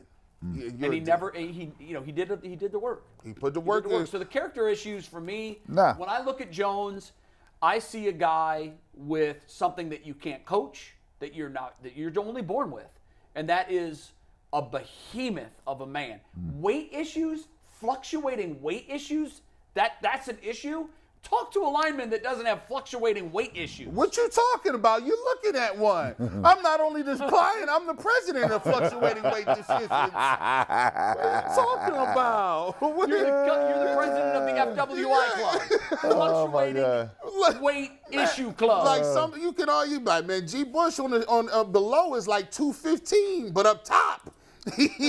Up top, he got that fluctuating weight. Listen, come on, bro. You a lineman. What do you expect? I can't even believe that would be a criticism that someone would utter out loud. He's 6'8". He's 370? Yeah, he according to Ohio State, he played at about 360, and then at the Senior Bowl weighed in about 375. Do you know what that is? That's like a supersized McDonald's meal for a guy like I mean, he eats probably 10,000 calories a day. And if you skip 2 or 3 workouts, yeah, you might pump up a little bit. And by the way, I think people don't understand this. These guys have world class. These dudes, everything that they eat is Chef has it. Like they got programs where if you need to cut weight, this is what you eat. If you need to gain weight, this is what you eat. Right. You get your shakes. Actually, to be truthful, it's even like that in college now. Like it is not often where you find guys who don't have. All of them have nutritionists, and it's through the team. The big program. Yeah. I had it at D3. Yeah. At D3, Ohio State definitely has it. Yeah, They all have it. Come on, they know all what it is. have it. And I'm supposed to be concerned that he gained what, a 15-pound weight gain would be what percentage of his body weight at 370? Very little. I mean, we're talking about an infinitesimal weight pop. And compare, and I'm gonna be honest with you. Maybe they ain't seen Jedrick Wills play. Ooh. Maybe y'all ain't seen him play. Like at the end of the day, like I don't worry about the weight thing. I'm worried about people stopping in the middle of the play, looking around, getting people hit. I'm just saying, like Right, no, at the end of the day, the Browns and for one time I can say, the Browns are bringing in anybody that look like they got something, and they gonna go into camp and they gonna say, we can keep 90 of y'all. We gonna work this thing out. Somebody gonna come to the top. Somebody gonna fall off. Who gonna be? They got enough people to work like that. I'm looking for competition. Yeah, I am too, and I think they've got it. And I think he's going to be a good player for a long time. Speaking of Ohio State prospects, the Buckeyes had a couple first-rounders this year, but they could have a ton of first-rounders next year. Oh, yeah. The first round of 2024 mocks are out. I picked 5 of these, and we're going to go through some of the Buckeyes who are projected first-rounders next year. Let's go through the McShays first, Steve. Todd has 6. Todd has 6, including, and this is a constant, Marvin Harrison, number 2, behind Caleb Williams at number 1. A constant, he had JTT at number 8, Jack Sawyer at 15, Michael Hall Jr. at 19, Emeka Ibuka at 21, and Denzel Burke at 25. Steve, go up. This is Warren Sharp's 2024 mock draft. Also, Marvin Harrison Jr. at number 2, JTT at 18, Michael Hall Jr. 22, Travion Henderson at 24, and Emeka Wow, Ibuka that's high for a running back. at 27. Keep going up, Steve. Here's PFF's. Marvin Harrison Jr. at 2, Ibuka at 8, which was the highest anyone had Ibuka, JTT at 20, Denzel Burke at 23, Michael Hall Jr. at 24. Steve, up one more. Bleacher Report. Harrison Jr. number 2, Ibuka 8, Denzel Burke 23, JTT 26, Jack Sawyer 31, and last but not least, CBS's mock draft, Marvin Harrison Jr., Ibuka at 9, Burke at 19, Michael Hall at 20, Travion Henderson, which means 7 different names throughout the 5 mock drafts could be first-round picks next year. That is would be a historic amount of talent. So I know it's way too far out to truly predict, and we don't know how this will all play out. But can we be looking at the most talented Buckeyes team in a long, long time, guys? No, absolutely Stop. not. Absolutely Not even with 7 first-round picks? Absolutely not. No. Who did the college writers, all the experts combined, have winning the college basketball championship preseason last year? Say it one more time. Who did the college basketball writers have winning the national championship? North Carolina. Last year, North Carolina. Did they make the tournament? Nope. No. Shit happens. Well, that's what I'm saying. Yeah. On paper. I know. On So- paper. Even but on here's- paper. Like, for No. me, and I know this is going to sound crazy, but Marvin Harrison I think, is the most talented player in college football. But I don't think he's going to have as eye-popping a season next year as he did last year. Quarterback. Because the guy throwing the football. I also don't think the USC quarterback, Williams, I don't think he's going to have as good a year. It's hard to duplicate that. Why is Archie the only guy that's ever won back-to-back Heismans? The expectations are so high that They're you crushing. have to do exponentially better than the best season in college football They're the year crushing. before. Yeah. Tim Tebow's going to win 2 in a row. Tim Tebow's going to join Archie. Archie's the only man in the 2-time Heisman club. And that's for a reason. So I think Caleb's going to take a step back. I think Marvin's going to take a step back. I think the Buckeyes have quarterback issues. Ooh. And college football is a quarterback-driven G. Bush league. is hot on that. Jay know what he's talking about on this one. See, they didn't have the right succession plan. If you got C.J. Stroud and you know you need a certain type of quarterback, then you can't come back and be like, okay, well, we got these leftovers. Kyle McCord and Brown, that is not it. And I'm going to keep it real. They got Emeka Ibuka up here, right? I was like confused. I'm like, so I know he was okay. I mean, I didn't think he's not no Jackson Smith and Jigba, but here's the thing. Someone had him going 8. 8. I said, no. And Travion Henderson. I didn't know. So I'm gonna go to Mikey's thing, right? So I was just thinking about my days in Columbus, right? Here's the team, and Jay, you'll know this team. Keith Byers. Oh yeah. Pepper Johnson. Chris Carter. Oh. Spielman on Tom the team. Zach. Spielman. Spielman was there. Who else was on this team that I'm thinking about? Not Sonny Gordon, but William White. I'm missing somebody on the defensive side. I mean, I think there was at least 10 guys, NFL high-round players, I mean, that you knew by name on this team. Was Kuzno in that group? No, Kuzno was gone. Earlier. He was earlier. Yeah. But I'm just saying, that's just me just not even looking at the roster. Right. That's who was Just there. knowing you got Carter and Keith Byers in that group. Right. Pepper Johnson, they all right there. They've had some classes. The reason I say that is because you can look back. It wasn't necessarily a single class, but there was a time when they had Eddie George, Joey Galloway. A lot of people don't Orlando remember. Pace. Orlando Pace. They all played on the same football team. Keep going. You keep And- That group and I they just did not named win a was all. national championship. That group that I just named was all on the same team. Did not win a national championship. Stunning. It's stunning. So, I mean, when I look at this Ohio State team, I'm not even. That don't even compare to that. That don't even compare to that. So if right? you're not going to be a decisive conference preseason, now again, picks are made to be broken. North Carolina, and maybe Michigan will flop, and maybe Ohio State will get back on the top of the heap. But I don't think this is a eye-popping Ohio State football team. He got it. Go ahead. What you got? What I forget? 95. That was the year. Yeah. 95. So Eddie George, Terry Glenn. They got Terry Glenn, Sean Springs, Damon Moore. They still had Was Vrabel was Mike still there. Mike Vrabel, Luke Fickle, Matt Finkes. And then up front, obviously, you got your Terry Glenn, Demetrius Stanley. You still got Orlando Both those guys Pace. are gone now, too, That's so crazy. Yeah. Like, so their whole secondary was crazy. And then, by the way, you can go back to 1994, and then you get the team. Marlon Kerner, I think, was on that club too, wasn't he? That 95 club. He had a 90 nice career with the Bills. 98, you still had Catsmore. Listen, these dudes, O-State had teams where they was just like all loaded. Well, hell, just last draft, they had 2 wide receivers go in the top, was it 8? Yeah, 8 or 10. And then the Alabama kid who had just transferred out was also at Ohio State. You can't count Jamison Williams in that, though.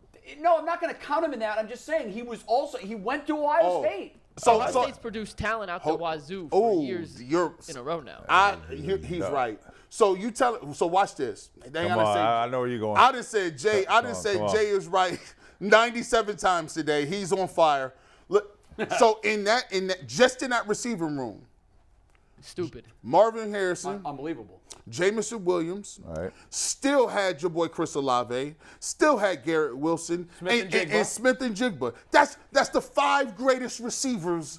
Like, think about it. Like, you got they was on the same roster, dog. Hartline is fast becoming the GOAT. If Harrison Jr. and Ibuka both get picked in the top 10, which you look at these mock drafts, it'd be very hard for Harrison not to go top 2 or 3. Ibuka was kind of all over the board. Come on. Yeah, Harrison, even if he has a down year, is going top 3. Is going top 3. If you include Jamison Williams in that conversation because he was in that room, they will have 6 first-round receiver picks in 3 years. Yeah. 6. It's unheard of. Absurd. I mean, Brian Hartline, he's up for running for our interview of the year when we did our recruiting suggestions for him. He was great. What is he selling? That man is unbelievable. Whatever he's doing at Ohio State. Well, you know what is unbelievable. I think one of the things is that he had a really successful NFL career. People don't remember how good he was in Miami. I think he had a couple 1,000-yard seasons. He was a good college player. He was a good NFL player, and I think he's a tremendous human being. He's very personable, and he's figured out the Rubik's Cube of recruiting these kids. He's figured it out. So if you take a look at that talent, not only is he telling them, that's why I think it's such a grave error to not have the quarterback ready to go. Like, because if you go to Ohio State, you expect a certain level of play. It's next man up, and he's going to be a Heisman candidate. And he's going to be and you going to get the ball. He's going to get it out to you in time. Ain't going to be a bunch of gimmicks, none of that. We going to play this. This is pro style, ready to go. One thing that you never hear about Ohio State receivers is that what you hear about Tennessee receivers. They play in a gimmick offense where it's one side. You only line up over here. No. They're a pro set They're offense. pro set, motion, all of that. So they run the whole route tree, all of it. So when you're a receiver, that's the expectation level. I mean, they doing it at a level where I haven't seen. And after a while, your success feeds your future success. Guys that are top high school. Brian told me in a conversation last year, not on the show, but on a phone conversation, when I was asking him basically, how are you? What's going on? He goes, look, I'm to the point where I'm turning down people. I'm looking at kids that other coaches are dying to get into their program, and maybe they're a top 3 high school receiver, but I'm saying, you know what, he's not the right fit here. Right. So now I'm at the point where I'm just picking my cherries. I'm picking the cherries that I want. There are a couple schools that have that ability at certain positions. At certain positions. Like Ohio State with receivers. Yes. DBs at LSU. True. They get the top offensive lineman at Bama. LSU's got a wide receiver history too. Yeah. And Ohio State got DBs too. Yeah, well, I mean, they both do. You know what? It's athletes. Yeah. Those are the two athletic, I think, the most athletic positions in the sport. Kids are always going to go where they think they're who's going to provide a route to the next level. Right. And because Hartline played at the next level, knows what it takes, and he's put so many kids into the next level, high school kids feel. Look at Marvin Harrison. Marvin Harrison, when his boy was being recruited, Marvin Harrison was deeply involved in it, and this is a guy that also knows what it takes. I mean, so when Marvin Harrison trusts his kid, who everybody knew from jump was a prodigy, with Brian Hartline, that was a cosign from one of the GOATs. Saying, here's the deal. I'm sending my kid to this guy. So when there's a history here, it's like Cheyenne being in Maryland. Maryland has a history of putting women basketball players in the WNBA and the pros. Right. That's the place you want to go. That's why Cheyenne is at Maryland, right? Because no gimmicks, no tricks. They trust the process. Here it is. They've got a track-proven history of what it takes. Right. That's why you see gluttons going to the same places. They're like, this is the route. Sure. It's sometimes, man, it cuts the riffraff out. Like, there's a lot of coaches, like I always try to say, it's a lot of coaches that ain't really about winning like that. Like, when you go to them programs, and I be telling you, there's a difference, and you say, what's the difference between MAC schools and big-time schools? In big-time schools, it's understood when you step on campus, this is what we do. Right. We don't care about none of that. You got to stay eligible, but at the end of the day, you came here because you want to go to the league. You didn't come here to go to the workforce. So we're going to give you the expectation level of how we're going to move. When you're dealing with other programs that may be a little notch under, your problem is sometimes they get wrapped up in the stuff that don't count. Like it's like Cardale Jones said. Yeah. I didn't come here to play school. And people looked at him like crazy. But you know what? All the kid did was tell the truth. True. Like you go to OU, you're going to go to the workforce. If you're at Miami of Ohio, Bowling Green, you better be really good, or you going to be looking to get that internship.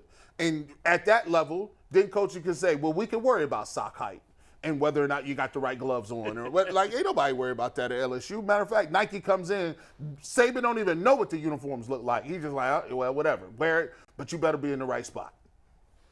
He's got a point. Real quick, it is 12:45, which means it's time to remind everybody that Colleague Racing is the official sponsor of the lunch hour of the Ultimate Cleveland Sports Show. Colleague Racing, the official NASCAR team of Northeast Ohio. Before we move on to our top 5, I got a quick question for you guys. We're talking about Hartline, his unbelievable recruiting track record. Marvin Harrison Jr. coming out of high school was listed at 6'3", 190. He's the son of one of the greatest receivers to ever play the game. Yep. What do you think he was ranked nationally? The number 1, 2, 3, 4, 5. What receiver coming out of high school do you think he was? I don't think he was nationally? top ranked. I don't think he was. Nope. I would say he probably was like maybe 6 in his class. Jay? You're asking this, so it must be 23rd. Brad? He was low. I remember he wasn't high at all. Well, I mean, he was 14th. Okay. So high, but that ain't how high. is a guy with that ain't pedigree at that size? That's not high. The 14th best receiver in the country. Was he a four? Was he a high four? Comparatively, it's very impressive. If your son is the 14th best anything and he's being recruited, you're proud of that. That's good. He's a top 100 recruit overall. But considering that his dad was as good as he was. That's what I'm saying. He's 6'3", 190, and his dad is who he is. Yeah. How do you think 13 But I will guys say this. are? He might have been the 14th best recruit at that position, but he was highly recruited. I mean, he had 43 Division I offers. He was a top 100 national recruit. Do you do you have the names that were hired to him?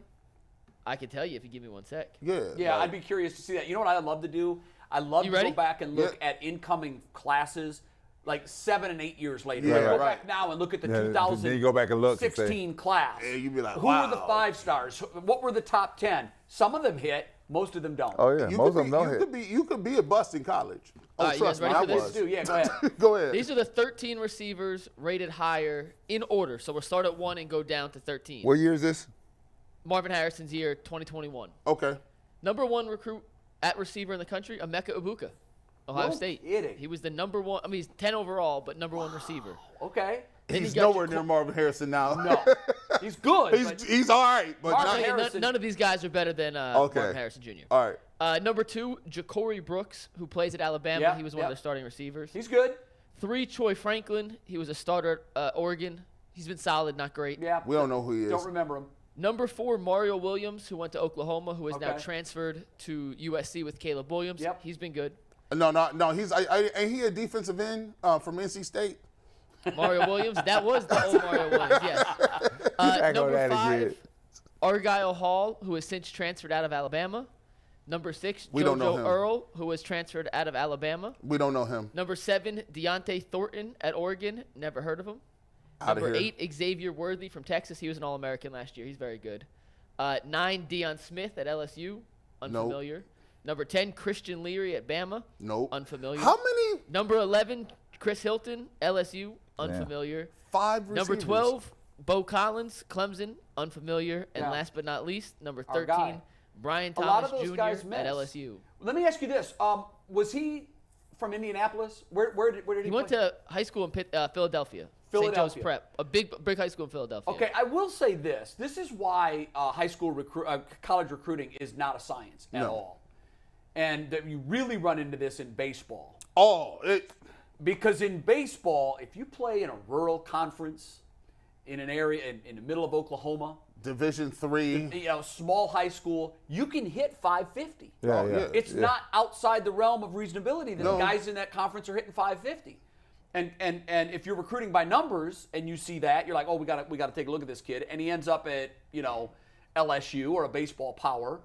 Then it gets up against real competition, and then it all comes out in the wash. That 550 goes to what? 150. Okay. Yeah. So in the case of, I don't know that this is the case, but in Marvin Williams Jr.'s case, or I'm sorry, Marvin Harrison. See that Marvin Mario, Harrison. that Mario Williams. Yeah, you got me off the track. Marvin Harrison, if he played in a parochial league in Philly with really powerful teams. He did. He went to St. Joe's Prep. That's a big school in Philly. Wait, St. Joe Prep? St. Joe's Prep. That's a big high school in Philly. No, St. Joseph's Prep's in Jersey, isn't it? I thought so. I think there's one in Philly too. But Oh, he there went may to- be. Okay. He went to St. Joseph's Preps in Philadelphia. Okay, which is then one there of the, must be. One of the Okay. big city schools. But Yeah. what I'll say about that is, so if you're, playing at Don Bosco or you're playing at, Cleveland Ignatius, Modern day in California. Kent McKinley, you're not playing any scrubs here, and your stats might not be that eye-popping. Right. Oh yeah. But if you watch the tape and you watch his routes and you watch his catch and you watch his work ethic and you talk to his coach or his dad, you're going to find out, oh, this kid's it's burned into his DNA. He's going to be a superstar. Because if you play for a really good high school, like they not about to just spot shadow you. Right. Like when I grew up, there's talent all around you. Like think about it. Mike Doss just sat up here and said, I didn't even play tailback till my senior year. Like, what do you mean? You 3-time All-American. How does that work? Yeah, when you go to Ignatius, hey, Coach Kyle is not going to spoon feed you the ball. Like, you're going to get it in the flow of the offense. When you're a senior. Yes, right. When you're a senior, you might be halfway through your senior year. Like, that's not a thing that's going to happen. So you could be talented and not really get to rock like that. It's a lot of teams. At quarterback, you could look a certain way because Maybe they his throw the ball. quarterback wasn't great. That's another Maybe thing. they ran a running offense. I don't know. Yeah, I don't know what the history is, but I do know that there are some gems that come out of schools that are overlooked because they're just in the wrong system there. Particularly when you're a wide receiver. If you don't have a quarterback that can throw the ball downfield, your numbers are going to look rather pedestrian, and these ranking services are flawed. They're not assigned. No, Listen. Yeah, totally imperfect. You go back to the day. Remember when they said the magazine Street and Smith? Oh, I used to live what for you that mean? thing. Street What Smith you was mean? the holy grail. Well, that was the only thing they had. The holy grail. You're like, oh, you're in the magazine. He got to beat it. And then you find those players. I used to see him, and when we see him on the circuit, that guy was in Street Smith. Right. And then I found out he can play dead at a funeral. But like, that guy was nice, bro. Like, listen, I tell you what, it's the system matters.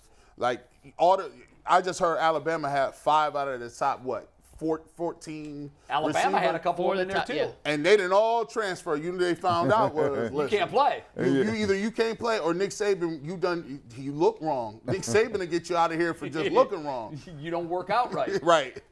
All right, Mike, where are we going now? You want to do the top 5? We're going to do top 5 race report. Last thing, and just prove this is such an imperfect science. Marvin Harrison Jr.'s projection, NFL projection, day 3, rounds 4 through 7, coming out of high school. So they were Day 3, 4 through 7. Day 3, round 4 through 7. It just goes to show you, like, as an athlete, it don't matter what we say. Don't listen to what you got an opportunity to be everything and more. You control your own destiny. Exactly. We're going to do the race report.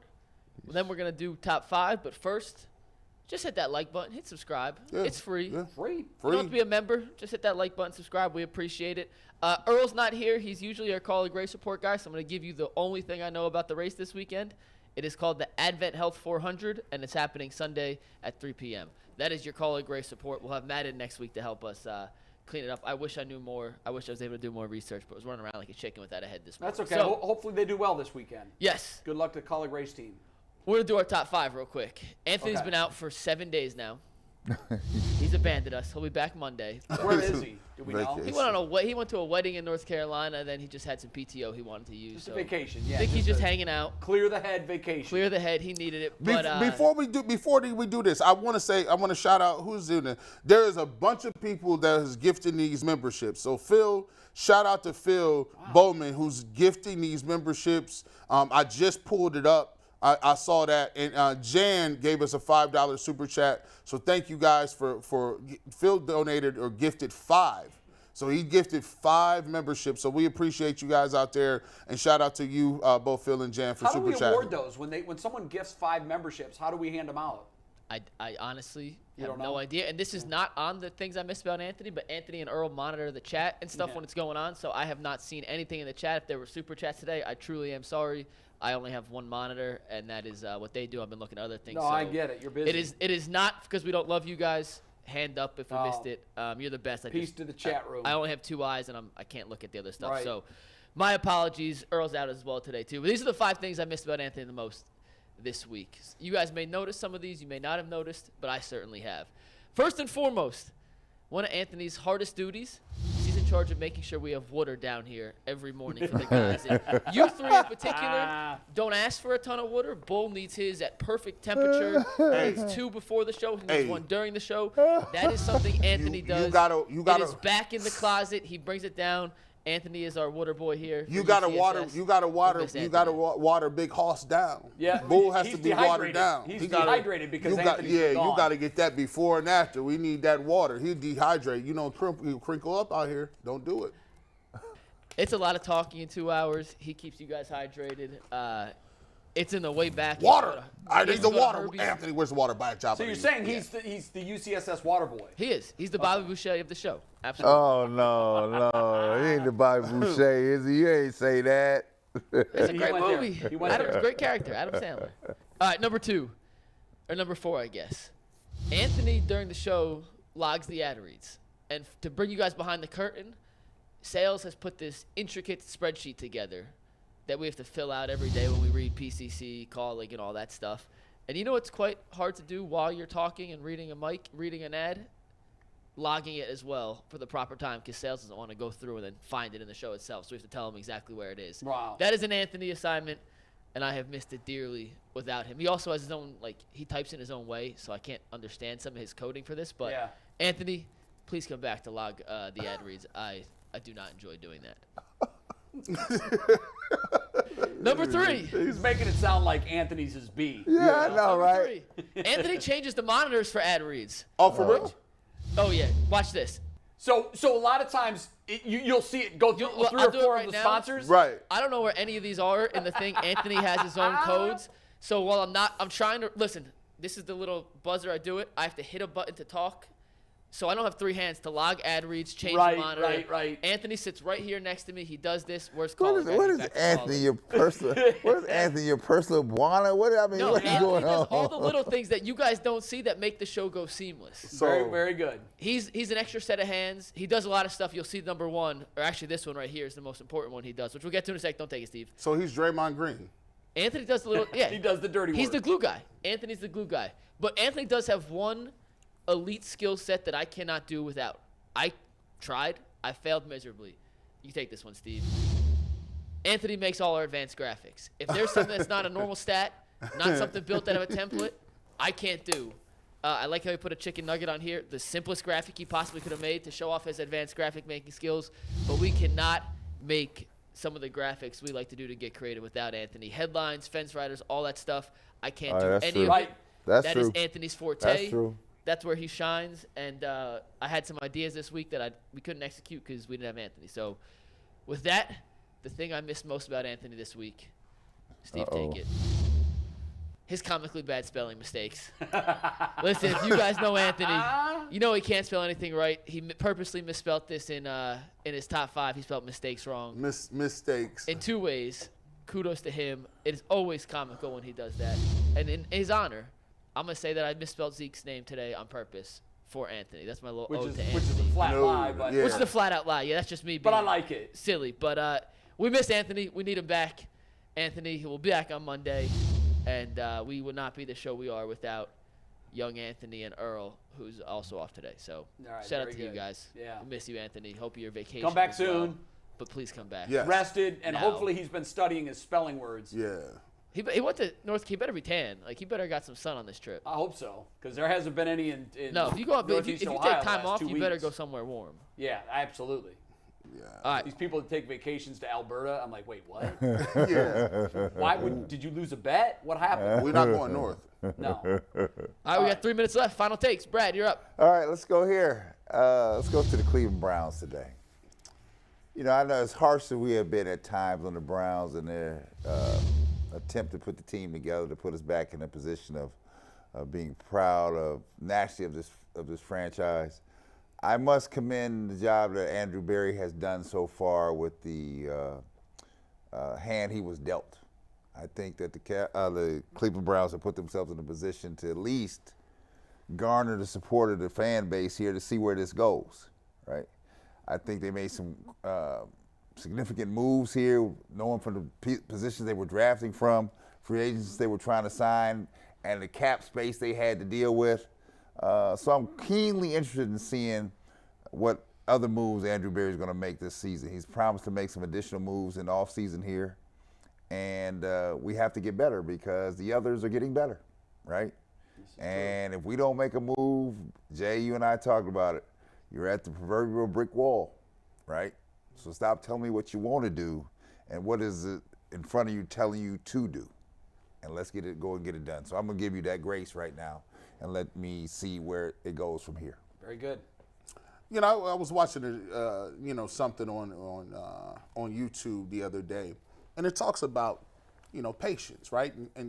And patience actually is an imaginary construct based on the outside, not inside. Let me give you an example.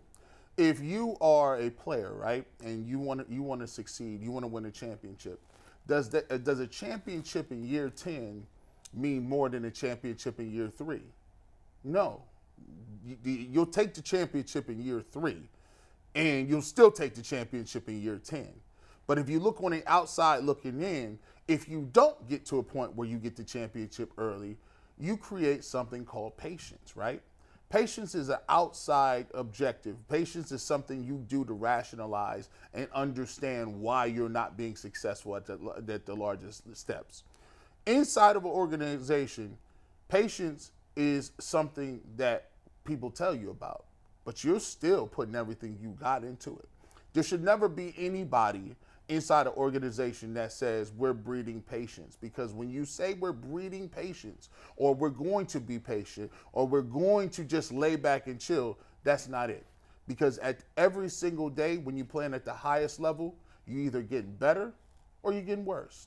Either you're going for it or you're being complacent. And then when you're talking about business and every other parts of this world, they even get you by quarter. Your children get a report card every 9 weeks, don't they? And they tell you whether or not your child is making progress to a goal of moving to the next grade. If you can do that for children, you still have to do that for organizations like basketball and football teams. You don't get 3 years to say, what is our progress report? You get this, 9 weeks. I like that. We're measured in 9-week increments in school when we were kids. That makes sense. Guardians, huge series. Twins are in. Guardians have lost 6 of their last 13. They've lost, I believe it's 5 straight series, 7 of the last 8. They better get busy this weekend, and 2 of 3 won't work. They need a sweep to get to within a half a game of the Twins. Go win some games.